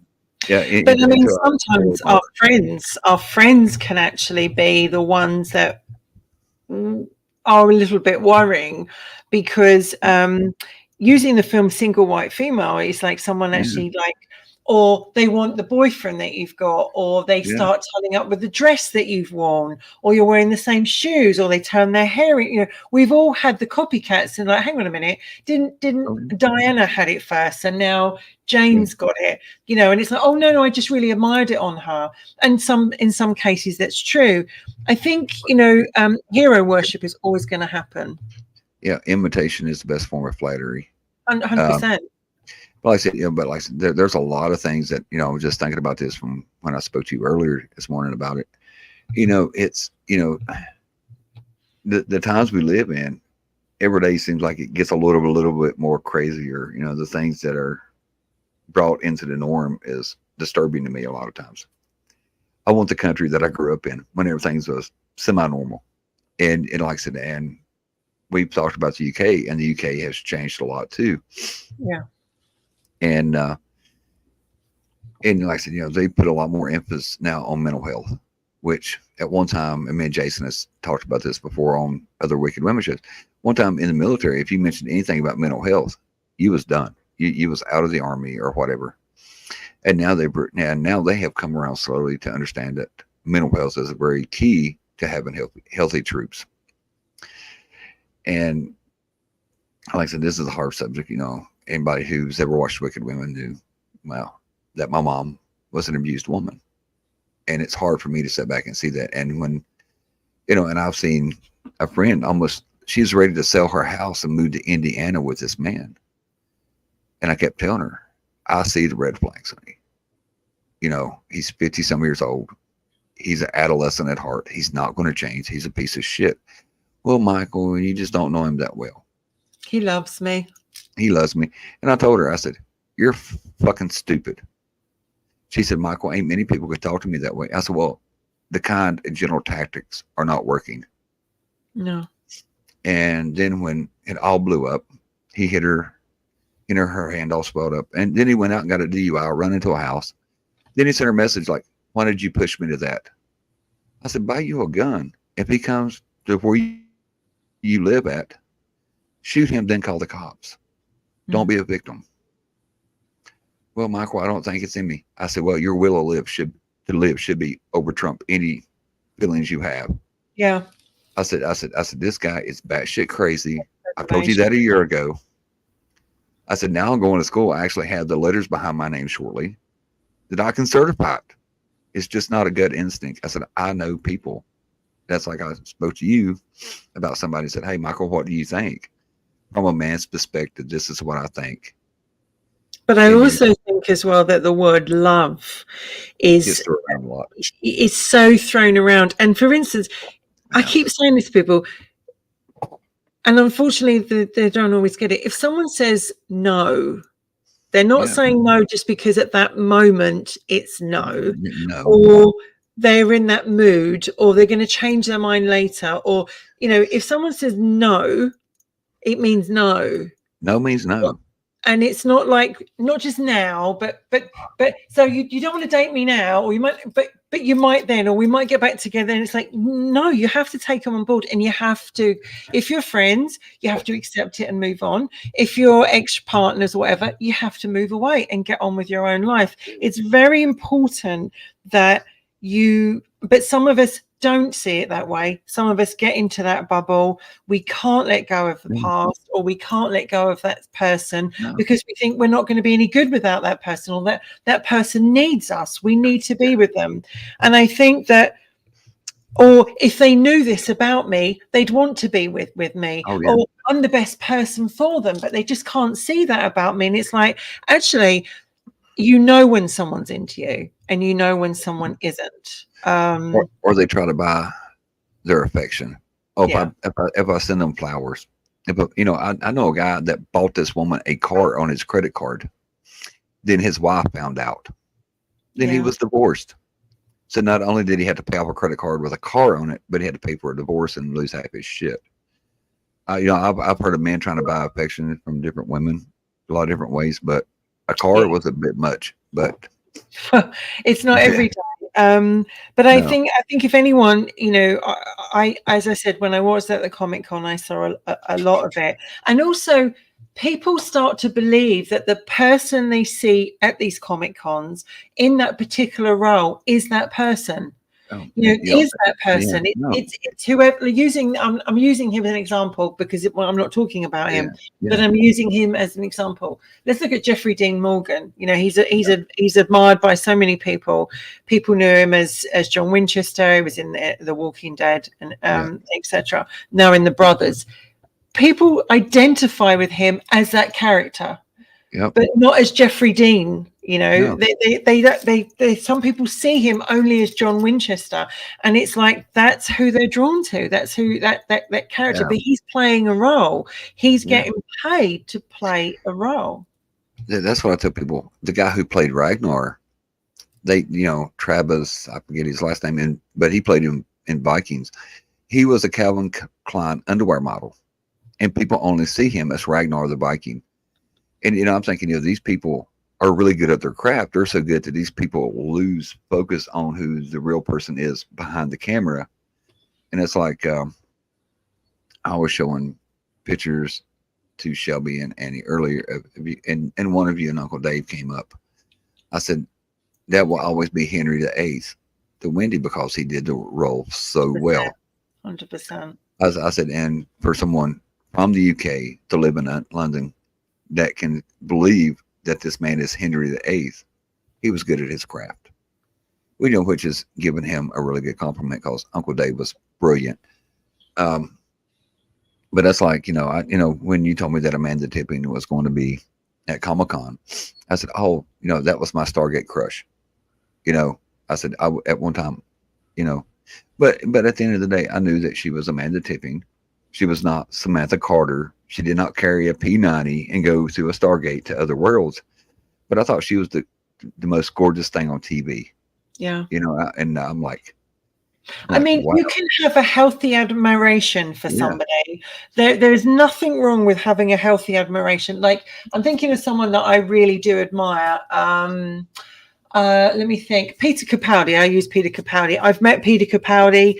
Loved him. He's such a great guy. But he's a human being, and I would never overstep that mark. And I really admire him. I love his work. I like him as a person. but I know he's a human being. He's not the person. He's And I, not the doctor. because I'm my mental health is healthy. I probably see it like that. I don't think of anything else. But when I was a lot younger, I had crushes and like, oh, I'm gonna wait, I'm gonna marry this person. My sister thought she was gonna marry, you won't probably know the group, but my sister thought she was gonna marry Les McKeown of the Bay City Rollers. And I'm just having to say, people that want to come and log on, you have to come and through YouTube, isn't it? Not Facebook, isn't it? Yeah, you got to go through YouTube because Facebook would not let me on it. Throws up the 404 code. I have no idea why it's doing that, but YouTube is the way to go. But I tell people, MacGyver, Colonel O'Neill, then went to General O'Neill, and I thought, you lucky prick. You know what I'm saying? Just resign your commission, dude. Marry this woman. There is that admiration of like, oh my God, it's Richard Dean Anderson. I mean, obviously, when I met him, I was like this close to him, and he actually touched me, and you're like, oh my God, Richard, the guy, the other one that you got the picture with in front of the Impala. He played on he was, I think, Lucifer on the show that you and the boys like, Supernatural. And I'm like, I said, she is really happy with this picture that he took with her in front of the car. What Pellegrino? But I'm like, I said, and I tell him, and I make a joke a lot of it, but it ain't really a joke of matter. But with my dark sense of humor, I said she knows that she ain't gonna be whisked off by Lucifer and give superpowers. Sadly. I said, we can only hope. You know what I'm saying? It's like, it's like when you look at the the women, like what was it? It's like the witches of Eastwick or whatever. Yeah. Cher was a beautiful woman. She was. And still is. And I'm like, if I go join their covenant, she ain't going to sprinkle Mary dust on me and keep me in the corner for her special needs. And I'm like, oh, well, but I'm thinking, but you know what I'm saying? But rational people, but we live in a society now where rational people are getting fewer and farther between. And, Valerie said, I had an ex that would follow me and drive by our house, and make sure I was home. Like I said, Valerie, you live in a state that is a stand your ground state. The second is always there for, like I said, it beats the hell out of an EPO any day. And I would tell all women that. But I mean, the thing is, you've got to have that healthy, healthy admiration. As I said, when I met Mark Pellegrino, my legs just gave way because I was. I remember, and you sent me the picture, and you're like, I met Lucifer. He signed my car, and it was giddy, and which I thought was really cute. Me, and he cuddled me, but never at any time did I actually think, I'm going to drive past his house. I'm going to become really good friends with him or anything like that. I'm never going to do that, right? Really, I don't know why the link is. How did you get the link to work, Michael? I clicked on it on YouTube. Scotty, he's. Can you click on the link? You clicked on the link on YouTube. Yes. Click on the link in YouTube because he's asking to come on, and I'm like, link. Oh, we haven't said hello to Everett today because him and Carlene's happened to drive back to take care of some issues with his mom's house. And I talked to Carlene a while ago when she said she had to drive across some big bridge or something, and she was not looking forward to it. And but no, they're on the road. Need to tell Aunt Carlene and Uncle there he Everett is. To be. Scotty, I've just posted the link above you. That should work. I've actually just put it above you on StreamYard. Can you see it? That should work because that's coming directly from here. Let me click on this one and see if it works. Aha! There he is. Hallelujah. I don't have to do that. Well, there you go. Hello. There you are. Hubby. Yeah. How you doing, Radio Wifey? How you doing, Michael? Hanging in there. Can't complain. If I did, nobody wouldn't care. I almost felt bad coming in because you were into some personal stuff there. I was just going to sneak in. And How then are you? I couldn't get No. any link to work. Nothing I clicked I on. cannot understand why that's not working, because it Michael had to come in through YouTube. Val, see if Yeah. you can come in through the YouTube link. See if that Yeah. works. Scotty, Yeah. we're literally just talking about like admiration and admiring people, and when it becomes unhealthy, like I Right. was saying, when I met Mark Pellegrino, I really liked him. He was amazing. My legs went from beneath me, but I didn't think about stalking him, turning up outside his house and going, "We're going to get married," and stuff like Sure. that. There are so many people Your like vision board. O.J. Yeah. Simpson that took it Yeah. so much further. Mark David Chapman, who shot John Lennon, and also John Hinckley Jr., where we're talking about, who actually did it to impress Jodie Foster by shooting Ronald Reagan. I'm sure she was head over heels. Well, I'm sure she was horrified, right? Yeah, that's like earlier we said don't meet your heroes. I'm a huge Star Trek fan, just like Scotty. Mm-hmm. And the lady I was telling Wendy, I said, and that reminds me of a story, that you have told several times when you met the lady who played Deanna Troi. Yeah. Yeah. I said, not to take her side over his, but she was a pretty lady, and she probably met a lot of crazy guys that said, I'm going to marry the counselor on the ship. We're going to go to the stars, and something innocent triggered a reaction. I asked her. She said that they were all going out to eat. And I said, "Oh, where are you planning to go to eat?" Because I know Minneapolis, not because she read that as, "Oh, you're going to show up with groupies where we're eating." And she looked up and said, "That's none of your business." Very tersely. And I said, I just meant there's lots of cool places here. I was just curious where you want to go. No big. And then you just go, "There's your autograph back." But like I said, and when you step back and look at it, like I said, and at the time, there was a lot of crazy fans everywhere you go. That's like we was talking about with Supernatural, and everybody sees Jason Momoa as Aquaman. Kenny. Then you have people. Hey, everybody. Talking KB at the castle by the roadside. The women driving by throwing their pants. I mean, come on, Ken. We all know that you're fighting them off, right? You've got your group. Tell us about it. Yeah. No. Don't believe it. The devil's a liar. His neighbors are going to write into the city about all the panties piling up in his front lawn. That's it. All the knickers in the mailbox. And that's right. That's right. Winging them around in the front garden. Here's another thumb for you, Ken. The devil's a liar. He just is. So, Ken, let me just ask you, because obviously you're a police officer. Did you have any cases in your time where there was this unrequited love and obsession and etc.? Oh yeah. And what would you see? What would you be called to? What would you see? Well, it's it starts off with jilted lovers usually, and another guy, a girl's got a girlfriend, and it's a pain in the ass what it is. My advice is take it to court. I mean, that's the only way you would get rid of it. Take it to court, because if you try to handle it to yourself, it ends up becoming a real domesticated murder or something. Your best bet is to report it to your local authorities. Stalking or whatever. You don't try to handle it yourself. Stalking is a horrible thing, because I think all of us have probably had episodes in our life of somebody that either doesn't take no for an answer or does stalk us. Scotty, have you had an experience of being stalked? Probably not in the sense that it's illegal, just the uncomfortable kind of thing. People the kind of stalking. I've had people stop by my house before, but not. It wasn't overboard.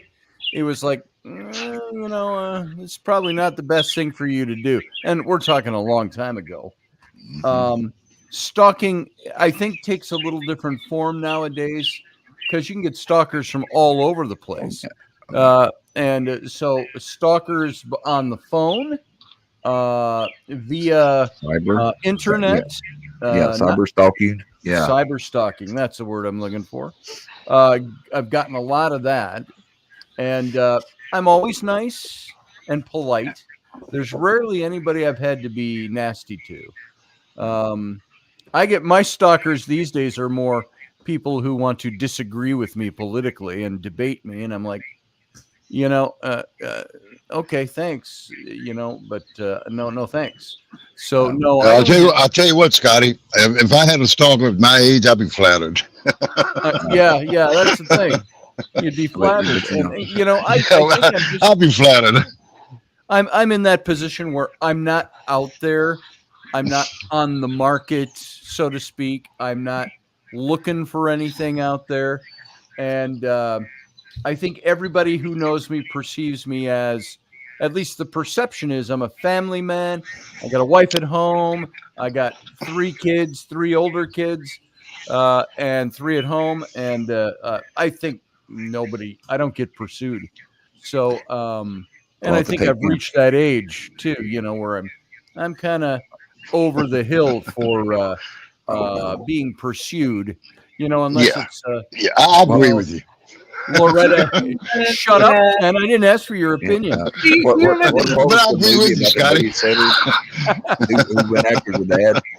You remember the days, though? I don't know if you guys would have it happen over there, but do you remember when we would pick up the phone, the house phone, before mobiles came along, and you pick it up and there would be someone on the phone and they wouldn't talk to you and you could hear them breathing and you'd be like, and then you put the phone down and they would call you again and there would be no one else there, and you're and you actually think to yourself, are you getting off on this? And you, in the end, you would lose your temper and you would tell them to fuck off or whatever you would say to them, because, and it is unnerving because or you hear someone, as you say, breathing down the phone. But before we had, now we get mobiles and they're withheld numbers, so we choose not to answer it or we let it go to voicemail. But in those days back then, we had the house phone, we picked it up, and it was like, if you're as a woman and you keep getting this, we would call British Telecom and we'd say, look, we're getting this caller that keeps coming through to us, and we didn't have the technology to block it or to stop it coming through. We couldn't do anything. And I think my mum, I'm going to use a very interesting story here. She probably won't care actually me using it. Yeah. My dad had an affair when my mum was carrying me, and this woman was obsessed with my father, and she would write horrible letters to my mother. And she would wait till my dad would go to work, and she would drive to my parents' house, and at midnight she would put the letters through the door. And she would also put the letters that he wrote through the door. And my mum being pregnant with me, can you imagine what this was? And she would also ring up my mum and then go and be silent on the phone and then go, did you get the letter? Did you read it? Did you see what's going on? And my mum was like, you're very young. You've not married. You don't know what you're doing. Basically, this is not going to go anywhere. But my mum said inside she was shaking.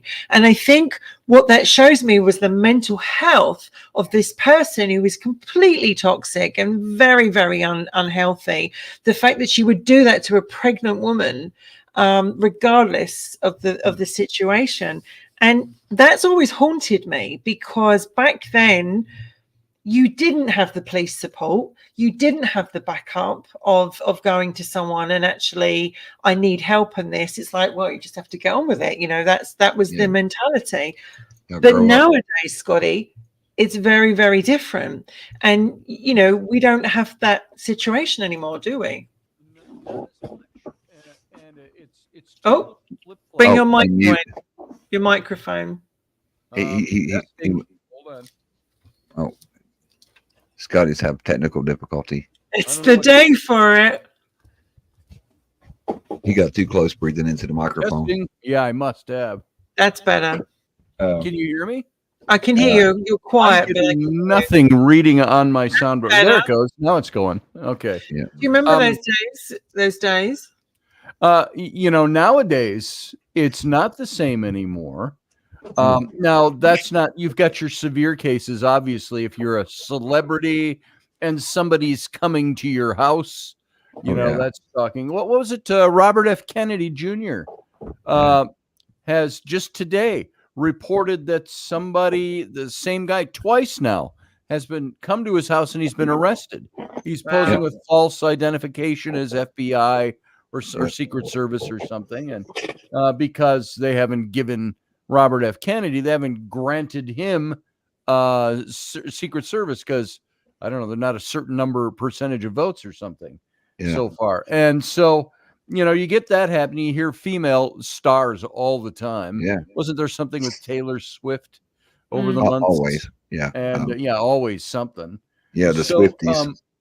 The most harassment, I guess I would put it more into the realm of harassment. I get advertisers that call me all the time. And that's probably the worst of it. And people trying to sell me stuff, people wanting to or scam me for something. So check out your extended warranty for your car. What's that? Your extended warranty for your car. Oh yeah, yes. I just wanted to know if you knew that your warranty's been extended. But I think also with the Ring doorbell these days, we also have an added protection of we can see who's outside. We've got cameras everywhere. We didn't have that scenario. So I remember those days of who's at the front door? I don't want to see who it is, and I certainly think there is. When I moved in here, there was a gentleman, and he used to I had Henry. He would always make a fuss of Henry. He'd always talk to Henry, and they'd go, "Oh, I've drawn a picture of your dog." Oh, and I said, "Oh," and he's like, "Can I bring it round to you?" And I said, "No, thank you." He goes, "But I've drawn a picture of your dog."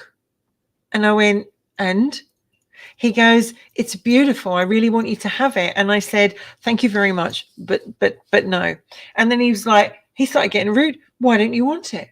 Why don't you want this picture?" And then I came out one day and he'd put chalk marks outside the gate. Obviously it's locked. Rejection. And I was like, and then he would always go into the shop. He would wander around really slowly outside. I remember telling Michael about this guy, and literally where's your dog? Haven't seen your dog. Well, he's indoors, I was going to come around and pop that picture around. And I said, "Look, I have a husband, right? And he doesn't like this. So you need to stop." And he was like, "What do you mean I need to stop?" And I went, "I don't want a photograph. I don't need a picture. I've got my dog." And I was then worried about leaving my dog outside on my own in case he was vengeful. And I also think as well, when I was, and I'm using these examples to try, if people that watch the show can actually take this on board and go, if this is happening in their life or they're seeing it, they need, I remember when I was with Julian, and there was the ex-wife scenario and how they would turn up on the doorstep and how they would, the police were called and everything was involved and et cetera in it.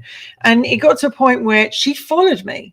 I came out, we were no longer together, and we'd split up, and I came out my front door with Henry going for a walk, and she followed me. She was standing right opposite me. She followed me into the shop, and I didn't see her to begin with. But then when I came out the shop, I realized when I looked back on the camera downstairs, she was actually in the shop when I was in it. And then when I came out, she must have come out first. She was opposite. And it really unnerved me. And so I carried on walking, thinking, well, she'll just go away. She was in a car with 5 people. And that car followed me. And I remember knocking, bless his heart, he's gone now.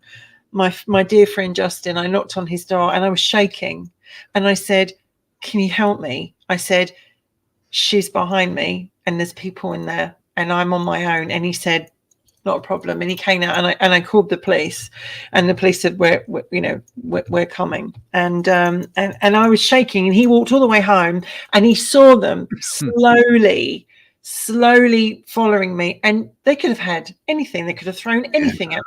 They could have thrown anything at me. Sure. Anyway, so I came in, police were called, they rang them up, and she couldn't deny, because there was cameras everywhere, so she couldn't deny that she'd been here. And do you know what made her give up? That I was no longer with him anymore. After she found out we were done for good, she gave up. And I just thought, she moved on to the next woman. And I was like, why? At the end of the day, regardless of any situation, that isn't healthy. That is very, very unhealthy. It's almost obsessional, and it's criminal actually as well, stalking someone. Here and there. If you're in a situation out there, anyone, and I've had this situation, you need to bring the police on board, and you need to actually tell people about this is happening to you, because you need to protect yourself. I think the people that would stalk somebody in that way are people that obviously have some incredible insecurities. They're insecure because, well, like this woman that was stalking you, insecure that you were with her former man. Yeah. And like I said it rather jokingly, but then I thought, well, it's probably accurate. When he started dating somebody else, she probably stalked that person too. And so you think, now when somebody is that insecure that they have to do that, well, then there is other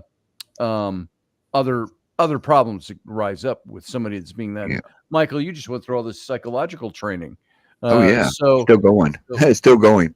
It's still going. Yeah, like I said, you see the beard's getting whiter by the day and the hair. And it's yes. Oh, you talking about the Ring door camera? There's a video out there where this guy was coming in after this guy's daughter, and she called the cops, and they're like, "Hey, we're minutes away. There he is. We're minutes away." And the dad said, "Look, I will take care of it." And he told him on the phone, "When my door opens, I will handle it." And he did. And when the door cracked open, he unloaded a magazine and 9mm in him. No more stalking problem. And everybody come running out. Oh, this poor guy. And it's like, look, he's breaking into my house. He's trying to take my daughter because not a poor guy at that point. That's what I'm saying. And everybody's like, and they said, "Are you sure he's not a threat?" And the girl, and this girl's going to have psychological help the rest of her life. Not only with this, we don't have that option to protect ourselves in that way. We don't. And but her dad, and I say, once you pull that trigger, your life is forever more changed, because you have to justify the reason you use deadly force. And Lord help you if you're in a country or a state here that is not a stand your ground law state, or what do you call it, castle doctrine. Yep. But he told him, he said, "Do with me what you must. My daughter is safe." And he did. But that guy was coming through the door. He was kicking the door like it owed him money. And he was, he looked like a primitive animal trying to get through the door to get to this young lady. And her dad's like, "Oh, not today, Satan." And the only way you put down a rabid animal is with extreme prejudice and force. And I don't feel bad for him. I mean, Ken will understand, because obviously he's on social media as well. But it's like, when you put yourself on social media in today's world, you are kind of putting yourself out there, and there is always the option that someone could watch or whatever, and find you or whatever. Ken, you've never worried about that, have you? That's never been something you've been concerned about. No, it doesn't concern me. I've really never been worried about it. No. That's just me. I have a tendency not to let things worry me. That's just me. Yeah. Do you know, until I actually talked about that episode, that I'd actually forgotten that episode, Scotty, where I came out the house and they were there. I'd actually forgotten. So how many years have gone past since that happened? 7 years have gone past since that happened. Or actually, probably more, perhaps 8 years have gone past. And I have to say, some people enjoy putting the fear of God in people. They really do. It's a very narcissistic thing to do. And narcissism gets thrown around too easily these days. But that is definition of. All of us, we always want to grow our viewerships, our subscriptions, and all that. But even with 100 or less subscribers, I remember I got a message from somebody that said, "Hey, I saw you on Scotty's show. I see you on With Wicked Women. I'd like to tell you that you're a very nice guy. You're well spoken." And then I thought, "Oh, I'll take a compliment." Then it went to, "Oh, why don't you want to chat or whatever?" I'm like, "Look, I'm really busy." Boom, boom, boom. Then the next thing you know, it was like, "Well, I don't know why you're on Wicked Women for. You do not support strong, independent women." And I thought I had said something wrong on the show, and it screwed with me so bad. I knew Wendy was asleep, and I knew Jason had been watching the show. So I called Jason like at 11:30, 12 o'clock at night. I was like, "Did I fuck up? Did I say something I'm not supposed to?" Or he said, "Oh, Michael, if you'd got out of hand, Wendy would have said, 'Hey, don't worry about it.'" But the next morning when I knew she was up, because like I said, I didn't sleep much because, the last thing I want to do, is put her platform in jeopardy. And I'm thinking, holy shit. So then she looked at it, and her friend Tracy at the time, looked at it, and they're like, Michael, there's something that don't quite add up here. And come to find out, and when I say this, I'm not putting anybody down, but it wasn't even a biological female that said I could not support strong, independent women. And I think what it was is because I did not interact with them like saying, oh, why don't you come here? Let's chat on the phone or whatever. Because Wendy asked me, hey, have you ever talked to this person on the phone? How many methods, and I'm like, no, I haven't done anything. I've always been really. You were very freaked out about it. I do recall that you were pretty freaked out about it. You were like, oh my God, And I think that's the thing is also social media, Scotty, makes it easy for people to just rip into us, don't they? Yeah, and because I wasn't worried for my safety. I was worried that what the repercussion for the girls could be. They could go in and say, bigot. There's not much that makes me nervous for me anymore. No. If somebody wants to stalk me, it's like, hey, stalk me, go ahead. If there's somebody that's like stalking my wife, there was a guy a few years ago sending penis pictures and all of this to her and say, this is what I do every time I look at your picture, and it's like, now Rainey's no wallflower. It didn't bother her in the sense of, oh God, I can't believe I just saw another man's naked penis. No, it was, is this guy going to do something else? Does he know how to find my house, our house, and so on? So, and I messaged the guy and sent him the picture of his penis. And I said, hey, we've got everybody is going to start spreading this around. So with your name, probably a fake name, but, it's not so much for me. I don't worry about me. I'm like Kenny. I don't worry about it. Probably Michael the same. I don't worry about it. But if somebody wants to stalk me, have that. But if it crosses the line into where I'm starting to see red or see that it's a danger thing, then it's going to be different. Yeah. And I can root out most people on the internet and find ways. I had some guy threatening me once, and it was over book-related stuff and all of that. I had all these people. This one guy that wanted to try to degrade what John Ward and I were doing, and all his sycophants and followers were doing like-minded. This is over about 10 years ago. And he had some weird name, Darth Vader or something. And we ended up, and he was hateful. And he started looking into my personal records. He ran a thing on my credit. He ran criminal records to see. Wow. And he was something people were talking, and he put it up in this guy's thread, something about, oh, I see here you once had a restraining order filed against you by your ex-wife for for protection. And of course, he didn't have any idea what that was about, and he had no idea that I had that rescinded. I was able to by winning custody of my kids and all that stuff. It was just a tactic of hers. Yep. But he was letting the world think that I was some kind of criminal and some kind of dangerous person. So when somebody starts digging in, somebody can call me anything they want. They can even call me and tell me they desire me sexually. I don't care what, you run the gamut on it. That's fine. Talk is cheap.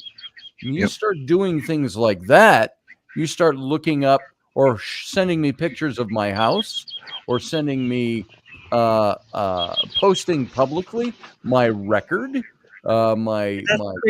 That is creepy. All of that. You know what? I will find a way to make sure I take you down. I was going to ask you, what book was it? Was it The Rise and the Fall of the Nephilim? No, Michael. It would have been. Let's just get your books out and do a little plug here. Was it this one? No. How about this one? No, I think it was that book. It was funny as it may seem. Yeah, like I said, I haven't had time to finish reading this one, but I need a different one. Like I said, between I got a school bunch. and You know? Before we I take this into just a few minutes of the afterglow. Ken, have you ever had anyone in your life that you didn't want to be with, but they just wouldn't take no for an answer? he's a chick magnet, so No, I haven't anybody like that. To be honest with you, no. Ken, can I ask you a question? Is it kind of like harassment? We hear women are all the time in the workplace. They're like, we get harassed all the time. And that guy just won't, he just, no. Yeah. Guys, we're like, harass me. Go ahead. Yeah. Come on. Bring it. I can take it like a man.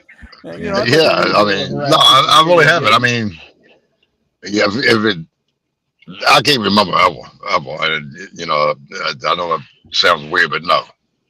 So like I said again, I've always been the type of man. It goes here and it goes away. Nothing bothers me. I mean, I know that sounds stupid, but I'm the type of guy. I'm not going to dwell on it. I'm not going to worry about it. If you confront me and you come to my face, I will smile at you. When I smile at you, you might not like it. Believe me. I mean, I'm the nicest guy in the world. But if I smile at you, oh Lord, just beware. I remember that. That's good to know. He smiled at me. Yes. Next week's episode. No, what I mean, what I mean, Wendy, if you threaten me, and I know you're threatening me, if I smile at you, I'm okay with it. Oh yeah. I think it was you smile and you cock your head a little bit. Yeah, it's like. I like, Scotty, your impersonation of the women, like with the hat. That is so funny. So I just want to. We'll come back to finish that subject in a minute. I just want to say with you guys here, Ken, when are we getting you back? It's possible this week. I might come back. I'm really seriously thinking about it. Yeah. It's not. I'm not being funny. It's like in the afternoon. I'm like, where's my Ken Ballos? Where's my Ken Ballos to listen to? I'm just saying, or like, I'm all about the love. I'm all about the love. A little bit of love. That's it. A little bit of love. Hey, speaking of books, we need KB to write Ken Ballow's. Yes. What is it? Yeah, that's it. The Life and Adventures of Chasing Badge Bunnies with Ken Ballows. That rating, I don't even think you make a rating for that. I really don't. You could entitle it, do you have the balls? Ballows. Trying to make a way to make that sound right. So I think you have. I think we all have our. We're very lucky, all of us. We all have people that follow us and enjoy our shows. And when we're not on, they're like, I bumped into a lady this week, and I was walking down the street, and she said, "When are you bringing Wicked Women back?" And I said, "Oh." She said, "I've been following you for ages." She said, "When are you going to bring the show back?" And I said, "This week." She goes, "Right, I'll be waiting." And you think, well, and the same as you, Ken, and when Scotty disappeared for a while off, with the shows, unfortunately, not everyone wants to pay for them all, but it's like you get your followers and they like it. And I think that Ken and Scotty and hopefully Robertson and Wicked Women are the staple diet of a week. Yeah. Well, we ought to make a little network of our own. Yeah. All of us are on this network. Go subscribe to our network for $4 a month or something. I think you should. All the shows, 90 shows a month or something, or 50. I think that's a really good idea, because we should do that, because then we're all on a we're all in the same boat. And you know what? There's some of these talk shows out there, like on Patreon, some of those talk shows that have 25,000 followers. Yeah. Who are paying, every one of them, you see the numbers right there, paying $4 a month for a single show. And that they come out with like once a week. And people will go, "Oh, I'll fork over $1 a show. That's $4 a month." And they've got 25,000 people doing it. Do the math. That's really simple math. That's $100,000 a month coming in for doing a little podcast. Yep. Imagine if we offered several podcasts, several radio shows, and put in there and say, hey, for $4 a month, you get 4 shows. You get 4 different shows, 4 times a month for some of them, every other day for this one, maybe all week for that one, and we could do that. We should talk about that. Well, I'm still waiting to see Ken do his midnight caller, cigarette on in the microphone like this. That's what mysterious. That sounds like a Dr. Love show. But Ken, you're all about the love. Remember, you're all about the love. That sounds like a Dr. Love show. Dr. Feelgood. I said because we have Wicked Women. I said I would do mischievous smells and Wicked History, and I got all of it set up. But then my dad went in the hospice, and the boys came here. Yeah. We had to farm full time, and like I talked to Wendy, my dynamic here has changed so much, and it's like I don't want to be there and hold their hand every day, but I also don't want to have to go in and fix it when they screw it up. Right. And it's like I would rather be there now, and but it's, and I tell them, no matter where you put yourself out there, there's weirdos the whole planet over, and you might just trip over one, but that's what I say. You might even date one if you're really unlucky. And that's like when I don't know any of those, do you, Wendy? Well, I've had a few in my time. Actually, no, I've been quite lucky that I haven't. There's been a few people that I've met in my life that definitely come under the odd bod. But the one that's just, obviously the one the abusive one, that was obviously the most difficult one. For sure. But I think that we are a small community. We all support each other. We all mention each other's shows when we do it, and I think that and then I've had some people message me as well. They sent me a message going, when are you bringing Robertson back? And I'm like, oh, well, we are. So I think that people do miss the shows. And yes, Ken does a show. He tries to make it as entertaining. Scotty does his show, and Val and I do this, and then Scotty and I do that, and we try and make it, and it takes up our time, but we also want to make it, we have to fit it into our normal lives as well. Right. And sometimes our normal lives doesn't make Robertson this week. I think we had talked the week before, hey, let's do a show on Tuesday. And then by midnight on Tuesday, I'm going, what day is it? Yeah, and I totally forgot to even call Wendy. It's the time difference as well sometimes as well, because I didn't hear from you, so I thought when I looked back on it, I went, well, I screwed up the time. Maybe Wendy did too. Yeah. So, but you know what? The thing is, like, and also it's a big responsibility every week. You've got to come out with a new subject, and you've got to be fresh and everything like that. And I think taking a break, like we've done for a while, and with Wicked Women, we come back feeling a bit fresher. But I also feel as well that I watch your shows when I wake up in the morning, because obviously I'm asleep when you're doing them, and I watch yours, and Ken's I tend to watch in the daytime because it's around. But I also think as well that sometimes, wouldn't it be good if we swapped shows? Like, so for instance, so Ken does Wicked Women for one show, right? And then you do Ken's or something, and you do mine, yours, right? And it would be so cool to see just how funny Ken's coming back in for that one. Kind of funny. I have a friend in Australia. His name is Scotty Roberts. And we met on Facebook, 15 years ago, 10 years ago, whatever it was. And he said just the other day, he says, I saw your show. I tuned into your show. How are they talk in Australia? Can't do it.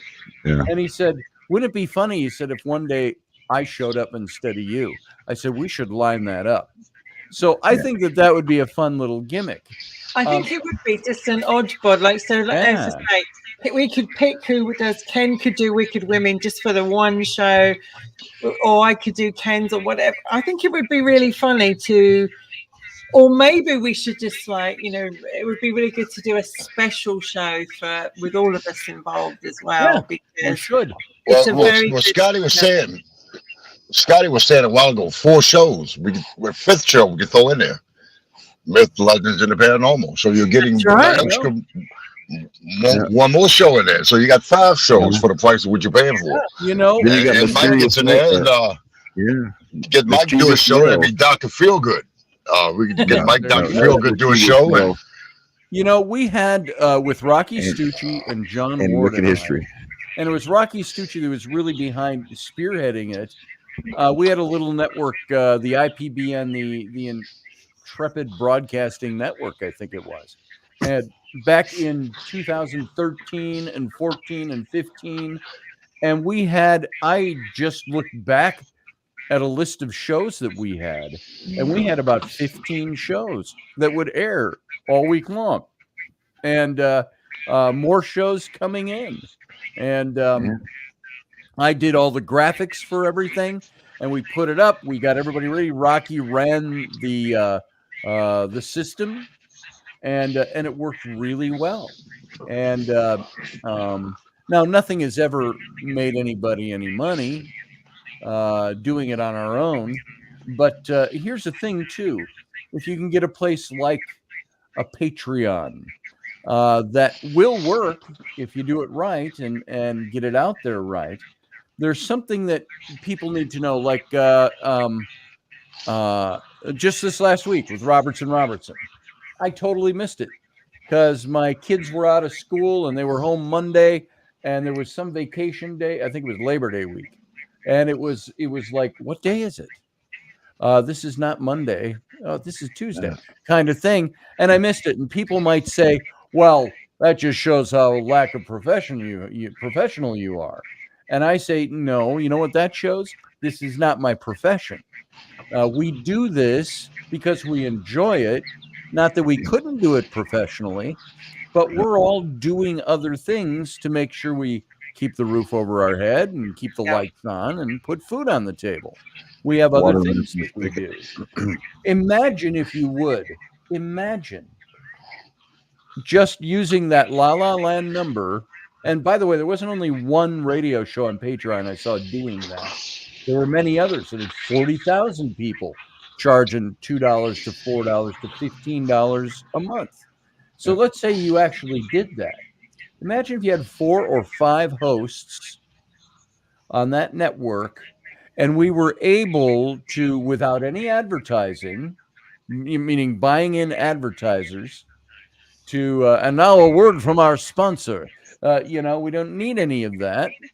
What if we were able to imagine generating $100,000 a month, and you split that up between your hosts? Yeah. And that's a decent living. I think I could live on $25,000 a month. I think it's certainly something to think about, because also the different time zones as well that we're coming out, like with Ken, as I said, sometimes I think we often talked about doing a late, because I'm coming out late in the evening in the UK anyway. So this is now 10 past midnight for me, but it's like you guys are still in the daytime because of the time difference. But I think it would be good, and I think it's something to look at. Absolutely. Wendy, is 4 a.m. too early for you to be like on stage? Wicked man. I was going to say, you should come into the second hour, the captain's cabin hour, and come on live with me. I would have to. At some point this week. That's 4 a.m. I would have to go to bed lying like this. And you have come on, and I will have to say, in front of God and all my witnesses here, that you came on one morning and you looked damn beautiful and sexy, but you were laying in bed, and so you were sideways, and you had some kind of night shift on or something, and the covers, and you had the lights, your little lights that are up in your bedroom, and it was fine. But that's not what I mean. What I mean is, could you be sitting like this? Yeah. Well, you had me going for a minute. Ken was swinging. I just thought this old thing. And you know, so, but it's true. Like I often am awake sometimes when your show's on, and I will. Well, what I think it would be good. We've often talked about doing a later, and we keep talking about a later version of Wicked Women and a later version of Roberts and Robertson, because everybody wants us to talk about sex. I mean, it's just that it's like, oh, really? They want us to talk about sex. Well, and you know what? like, But the thing about that, it gets old on one hand. On the other hand, it's a fun topic. The three-letter word. Talking about it. Yeah. The three-letter that word. rules the world. Yep. And The three-letter word. It's a decent topic. I got some topics to talk to you about. Scotty, her model could be this. If she knows nothing about it, you guys are not the only one that can fake it. That's right. Yeah. I'm just saying. Just saying. Yeah, she can fake it too. I mean, don't be afraid. Right.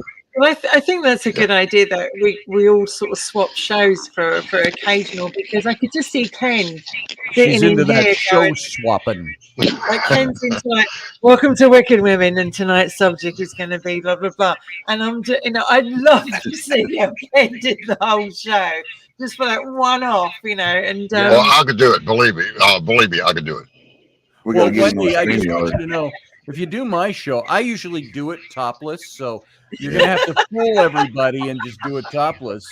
Hi, I'm Scotty. Wicked man, honestly. See, I'm a guy. I got to try, I think Val and I only on Patreon, right? Right. But that show's a little more expensive to obtain. Yeah. But I think we could certainly look into the idea of a network, because then you're not just on your own. You're a team, and you've got each other's back. And you're still rooting for your own show and doing your own thing. You're just on a network that everybody is doing it. And I think that it's like Robertson. I think Robertson should have their own channel, but they don't have it as yet. And Mark, when he keeps talking about bringing Strangely Us back, and he says, but I'm going to give it its own channel. It's not going to be on Mark English anymore. It's going to be on Strangely Us. And I think sometimes with Robertson, maybe that's what we should do. And perhaps put it in on its own, and then but we're still coming under the same umbrella. It's still Scotty Roberts and me and you and me, and all being well, fingers crossed, I will be here on Tuesday night round about the same time, saying goodnight to Scotty, because Robertson will be back. Yes, we'll be back. There's no reason I had to not be here last Tuesday, other than that I screwed it up. I screwed up my schedule, and I didn't talk to you. And I think if we don't talk, sometimes we don't think, oh, perhaps the other one's busy. But I think that we, to get like Wicked Women is back. We come back today. Well, Scotty, Scotty and Wendy, you could also do this. If something comes up on your show or Scotty's show or whoever's doing Wicked Women, record the shows, and then you can do, if they're not there, you can play the best of. That's all you got to do, and it's time spot. The best of. I mean, because you're not there. All the shows we do are recorded. Play the best of StreamYard, and you can go into StreamYard and look at your library, and they're all recorded. Yeah, you can do you can play the best of. That's it. When you got to be somewhere. Like Wendy's got to be. Just say Scotty or Val, y'all going on vacation. You got to really be somewhere this week. You play the best of. Yep. The best of. It's pre-recorded. It's already done. People that haven't seen it, they'll be able to watch it. So they're not losing anything. Not losing any money. If you got a pre-recorded show, and it's in the files. The only difference with playing a recorded show, I don't know. I have to see over on. Here on StreamYard, if I play that, can people still talk in the chat room? Because there's a lot of people that just like to come to the show, and they love it because they can talk in the chat room. Yeah. And can they talk to each other? I got to look into that and see if they can do that. Yeah, I mean, that'd be another option. We recorded the first show, remember? And I think that people actually said, "Is this live?" They thought we were live. And we weren't, and they were like, "Why are they not talking to us?" And we were like, "We are talking to you, but we're not talking in through the show. I used to do that with Intrepid, by the way. I used to pre-record all my shows for a couple of years, and I would just come into the chat room while it's playing. The only reason I did that was I wanted to be able to edit my shows. I wanted to edit in sound. I wanted to do all the stuff that needed to be done, and it just worked better. So I mean, I've been at, you know, being in on the radio, AM FM, where you had to take a vacation or you had to go somewhere or something like that. You pick a show that was popular, the best of that night, and you play it, and you let them know that prior to that, this show is pre-recorded. You know, and it works great. I mean, it did it on radio. I don't know what it would do on this type of media. But on the radio, a lot of shows are playing the best of, and they did the same thing with Coast to Coast. It wasn't all live every weekend. Yeah. And I got to look at YouTube and see what their capabilities are, because I've got almost 1,100 shows archived over on YouTube. Yeah, and you can do from that. long before I started doing StreamYard.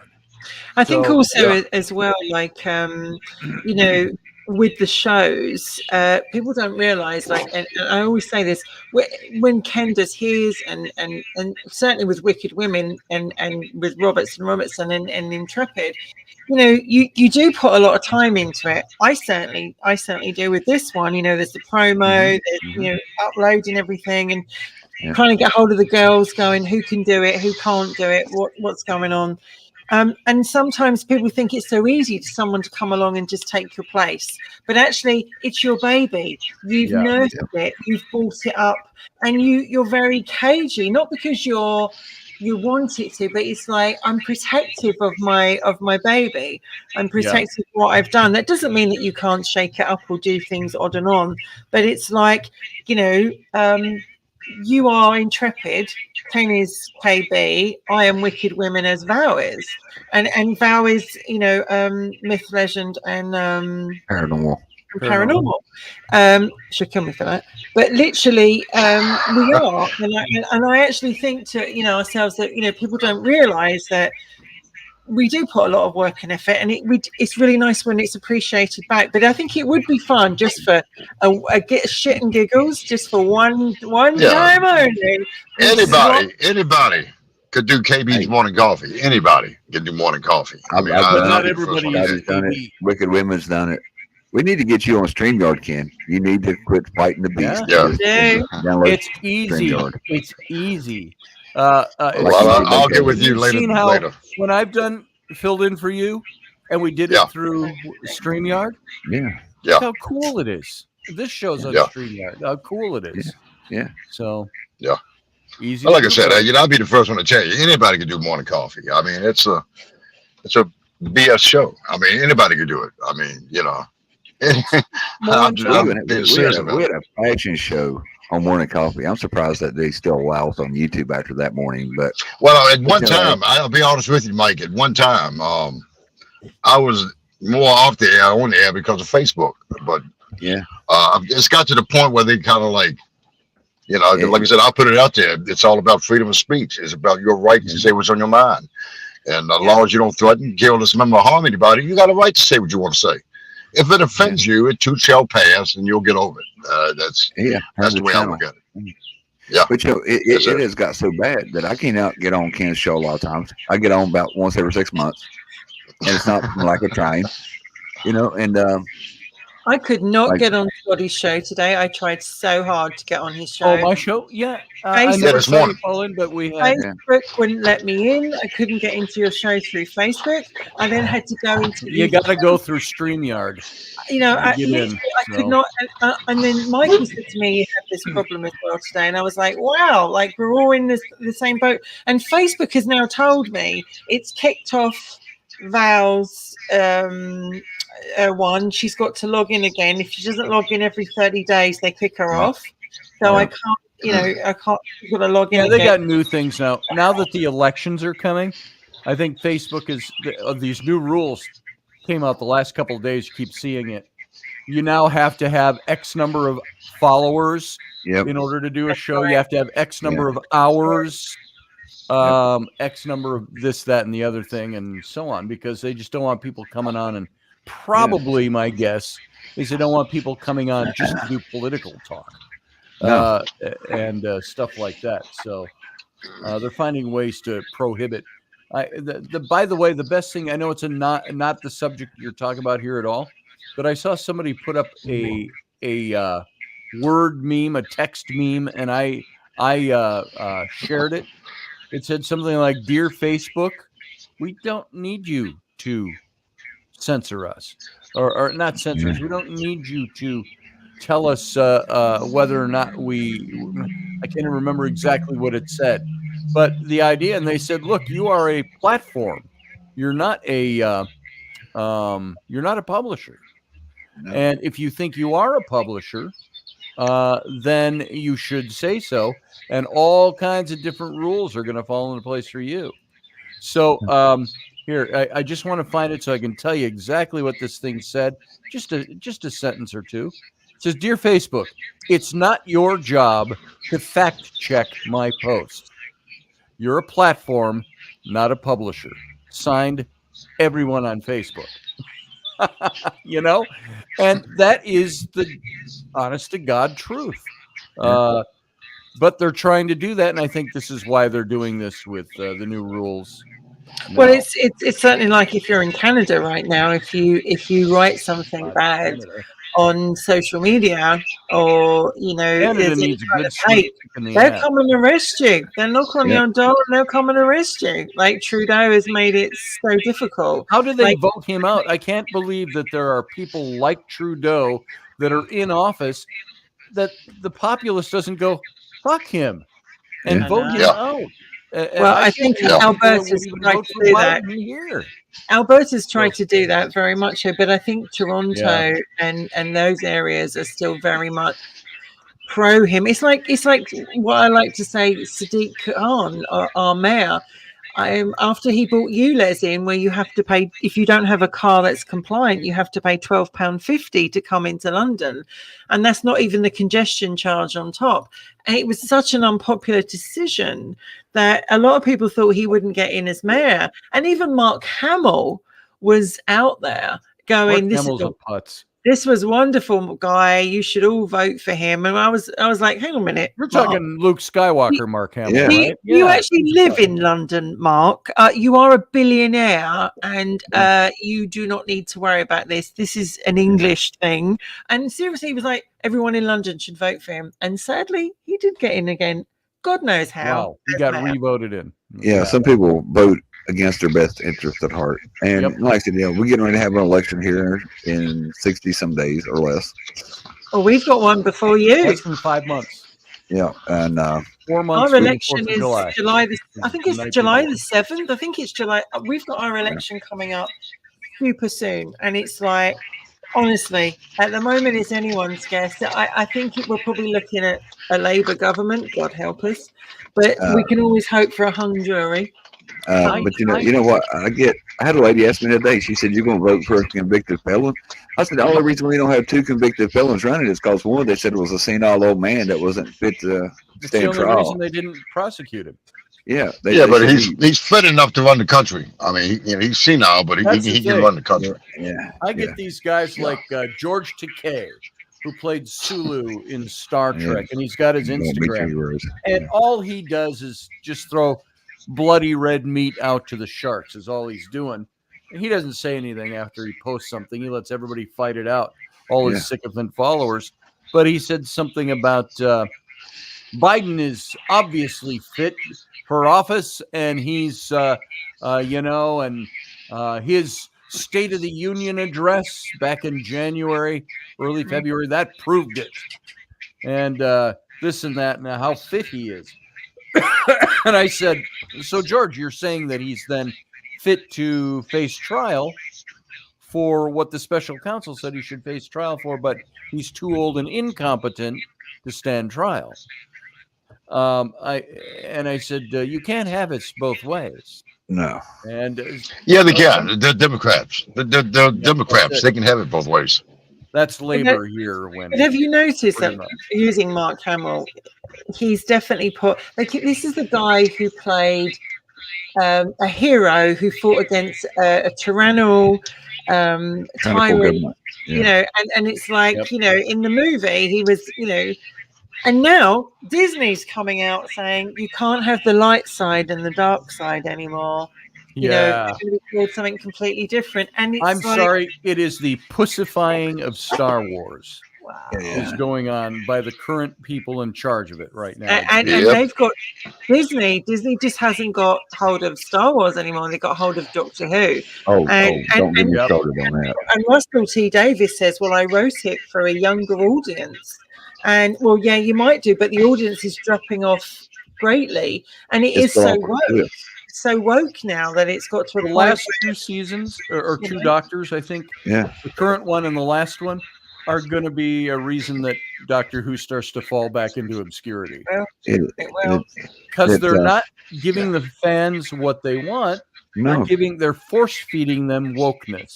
Exactly. And when you do that, I just did a show on that a couple of weeks ago about Disney lost over $1 billion last year, mostly due to the fact that they're pushing woke agenda in their movies, and nobody's watching it.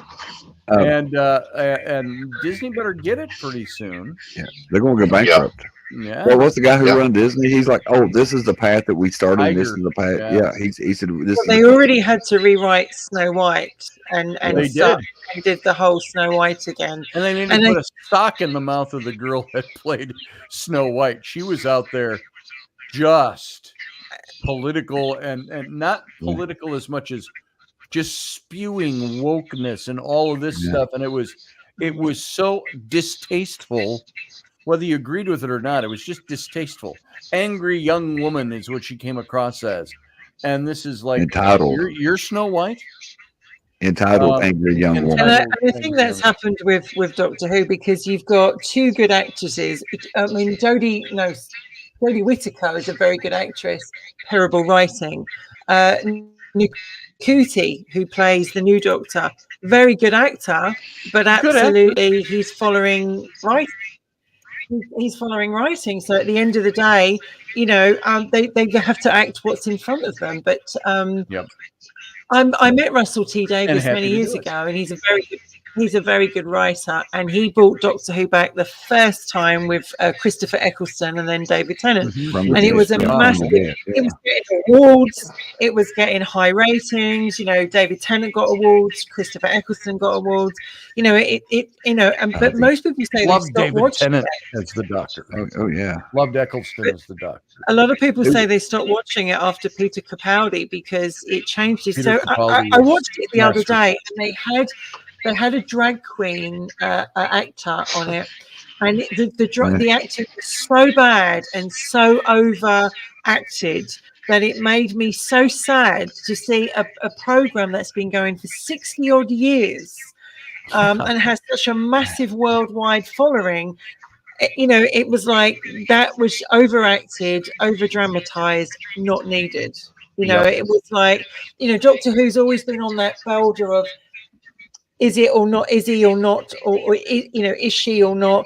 We didn't need to have the Doctor kissing another man. We didn't need to have this. It's gone so far. And you sit there and you think, oh my goodness, is this how far we've come? And the gay community is going to say, well, why not? And I say, because that's not what it's about. Yeah. It's like Star Trek has really done the same kind of thing. Not quite as far, but Star Trek's been in existence since 1964. They didn't start airing until 66. Yeah, but they've been around since 1966 on air, and they had the in between years, where they weren't on. But then again, since 1979, it has been a staple, a current staple, constant staple, and all the different series and the movies, and yet. There are some of the series that stuck to the old formula that worked, meaning a workable formula. There are some that tried to delve over into other areas. And it's like, you start doing that, you're going to create a problem. What was the one with they had the LGBTQ character? I think it was Discovery. Yeah. And that played well to that community, but it didn't play well for Star Trek. No. Not because there aren't people in the LGBTQ community that love Star Trek and that are fans. It's that that's not what the show is about. But then people say, well, it is, because Star Trek always tackled hard issues. And they did. They tackled racism. They tackled war during the Vietnam War. Yeah. The first interracial kiss was between Kirk and kiss was Kirk and Uhura. I think woke fair enough, like if you want to put certain things in, but don't ruin storylines. Right. Don't ruin episodes and look back and go, why did we have to have that in the story? That just made the story, like he did this series, this episode called Space Babies, and it was about babies in pushchairs talking, right? Babies, and anyone who watched that was like, am I on drugs? Did I just watch this guy? Russell T Davies is an award-winning writer. He's well known for what he does. Terrible. So I think it's really, really sad that when we were just talking about that. And I understand that series like these, they can't always score a triple play, every episode. I get that. That's hard to do. Like when you had Harlan Ellison writing in the original series, The City on the Edge of Forever, with Kirk and Spock when they had to go back in time in the 1920s, and Kirk falls in love with the woman, and so they have to let her die. And episodes like that, masterful. And you still have good writing out there, but then you have sometimes some stuff that I just watched a thing. I was mindlessly watching TV yesterday, and I was on YouTube and a show about MASH. Remember MASH? Yeah. That came out. I loved that show. It ran for 11 years, from I think 72 to 84 was when that ran, thereabouts. And that show, they said, when they finally were canceling it, it was the last couple of years, the writers were like, we're running out of good material. We're running out of ways to make this show amazing. Yeah. And that's going to happen when you get that deep into a series. They say, what did they say about that show? It ran 11 years when the Korean War was only 3.5 years. Yeah. And so they kept that thing going, and they did a really good job with it, I thought. So all of that to say, things like Doctor Who, like Star Trek, like everything else. And I don't know how we drifted onto that, talking a little bit about labor. I do know when I was at the Comic-Con, a lot of there's a big LG, TBQ at Comic-Cons. A lot of them have actually turned around and said to me when we're talking about certain subjects, we don't like it either. It gets to a point where we're like, come on, come on. So I appreciate it. I'm going to end there tonight, and I am because I'm looking at the time, and I have to get up super early in the morning. But it's been fantastic to see you guys on. Oh, look, he's got my K9. You know what I was going to say on what Scotty was saying. Wendy introduced me to Doctor Who, and you can ask her. I binge watched this thing. I learned about the Daleks, the Time Lord, Gallifrey. Did you go back and see the old ones? Oh yeah. And nice. And I asked her, I said, "Am I Whovian yet?" And she'd be like, "Oh no, you don't know the ins and outs of the TARDIS or the blue box." The TARDIS. Yeah, and I'm like, well, shit. I need to learn more. I really want to be brought into this community because, the doctor always had a good looking, assistant and all this. And I'm thinking, this man is all of these thousands of years old. He don't look a day over 35. He's traveling universe, time traveling back and forth, on a whim in a police box. And I thought, this is good. And the Christmas specials drove me in. Then when I saw the last one, I think I called Wendy. I was like, what the fuck is this? Not only did I become a fan within a year of it and watched everything I could get my hands on, learning the terminology and all this. And next thing I know, he comes on and I'm like, you want to talk about turned off. I'm like, I think I called and asked her. I said, what the fuck is this shit? I All thought of it. David Tennant was going to be the savior of the show. What was the other guy, the short black-haired guy, the first one I watched? Because he was the only doctor before David Tennant came in. Christopher Eccleston, who's a very him. good actor, he actually did an interview recently, and they said, what could we do to tempt you back to Doctor Who? And he said, sack Russell T Davies, sack this person, sack that person, and I'll come back. And I'm like, I agree. wow. Yeah. Well, but it's like, before I go, I want to say thank you to Michael for sitting in and being here, because lovely Val could not get on tonight no matter what. And Val, we've got to get you on again, gal. Uncle Eli needs to drop her some Starlink. So thank you so much, Michael, for sharing. Scotty and Ken, thank you so much for coming on. Ken, perhaps you'd like to just give us a little bit of an intro of your show this week and the times and where people can find you. If you see me this week, it'll be at 9 o'clock Eastern time on Facebook Live and Morning Coffee with me. We talk about politics. We talk about the paranormal. We even talk about that three-letter word sex. If I know nothing about it, you're not the only one that can fake it. So it doesn't matter what you guys talk about, as long as you don't threaten, kill, dismember, or harm anybody. You have a right to say what's on your mind. That should be Ken's gang sign, by the way. It's it. You should be able to buy a mug with that on. 3 little words. Yeah. And just for people in the UK, Ken will be on at 2 o'clock in the afternoon of British time, and we need mugs with that on, the 3 little word. Scotty, tell us about your show. Monday, Wednesday, Friday, 9 p.m. Central Time in the United States. That's 10 p.m. Eastern. That's 3 a.m. Great Britain time. Yeah. So if you're up and about in the morning like Wendy is, she's there all the time at 3 a.m. Always. You know me. Butterfly. Looking amazing. What is it, Greenwich time? Isn't that what it's called? Greenwich time, ain't it? Greenwich time. Greenwich Mean Time, Greenwich Mean Time. And also, I'm sorry. Also, you can watch Wicked Women Saturdays when they come back on at 7 p.m. Eastern time. And y'all can figure out the rest of the other times. You're going to do Saturdays now? Sunday. No, I'm saying when not Wicked Women, I'm sorry, Myth, Legend, and Paranormal, Saturdays at 7 o'clock Eastern time. Yeah, I'm sorry. I apologize. She's going to kill me. Butcher. And mugs. Women mugs? Cool. Yes, we do. We do have Wicked Women mugs for sale. Where do we see those? And keychains. And keychains. Yeah. Seriously, now I've got one more wedding to do coming up in July, and then I must work on the webpage, because literally we need to put Wicked Women. We've actually got it, wickedwomen.com, but we need to finish it up. And is also, there anything up there yet? Not as yet. Myth, Legends, and the Paranormal should be back on Saturday night if I was feeling strong enough to do it.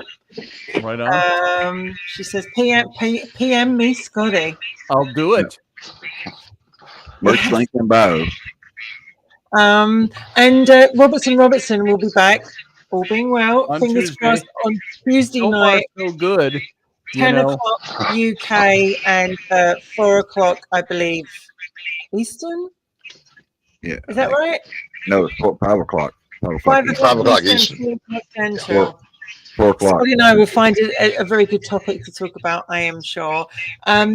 Wicked Women will be back next Sunday. We have a really good show next Sunday. I have a gentleman coming on. We've been waiting for him to come on. I've got a gentleman waiting to come on to Robertson, and I've got a gentleman coming on to Wicked Women, and literally, he's got a book out. It's called Beyond Life and Death. And he was a paramedic on the London streets, and he couldn't do a Tuesday night, so he's coming in on a Sunday. But we also have another gentleman who's waiting to come in on to Robertson because he can do a Tuesday night. So there are really good shows coming up. So look out for them. Look out for the promos. We need to do a promo for your show so that people know before it's coming, and especially with Robertson, we need to do that perhaps. We should in the meantime, a couple of promos. We should do. I want to thank everybody for watching, wherever you're watching us from. Val, we love you. We'll see you next week. I will see you next Sunday. I'll also see you Tuesday. And love you all, guys. Thanks you all for being here. Love you too, Wendy. See you all soon. Love you, Wendy. Bye, Bye, everybody. Bye. Bye.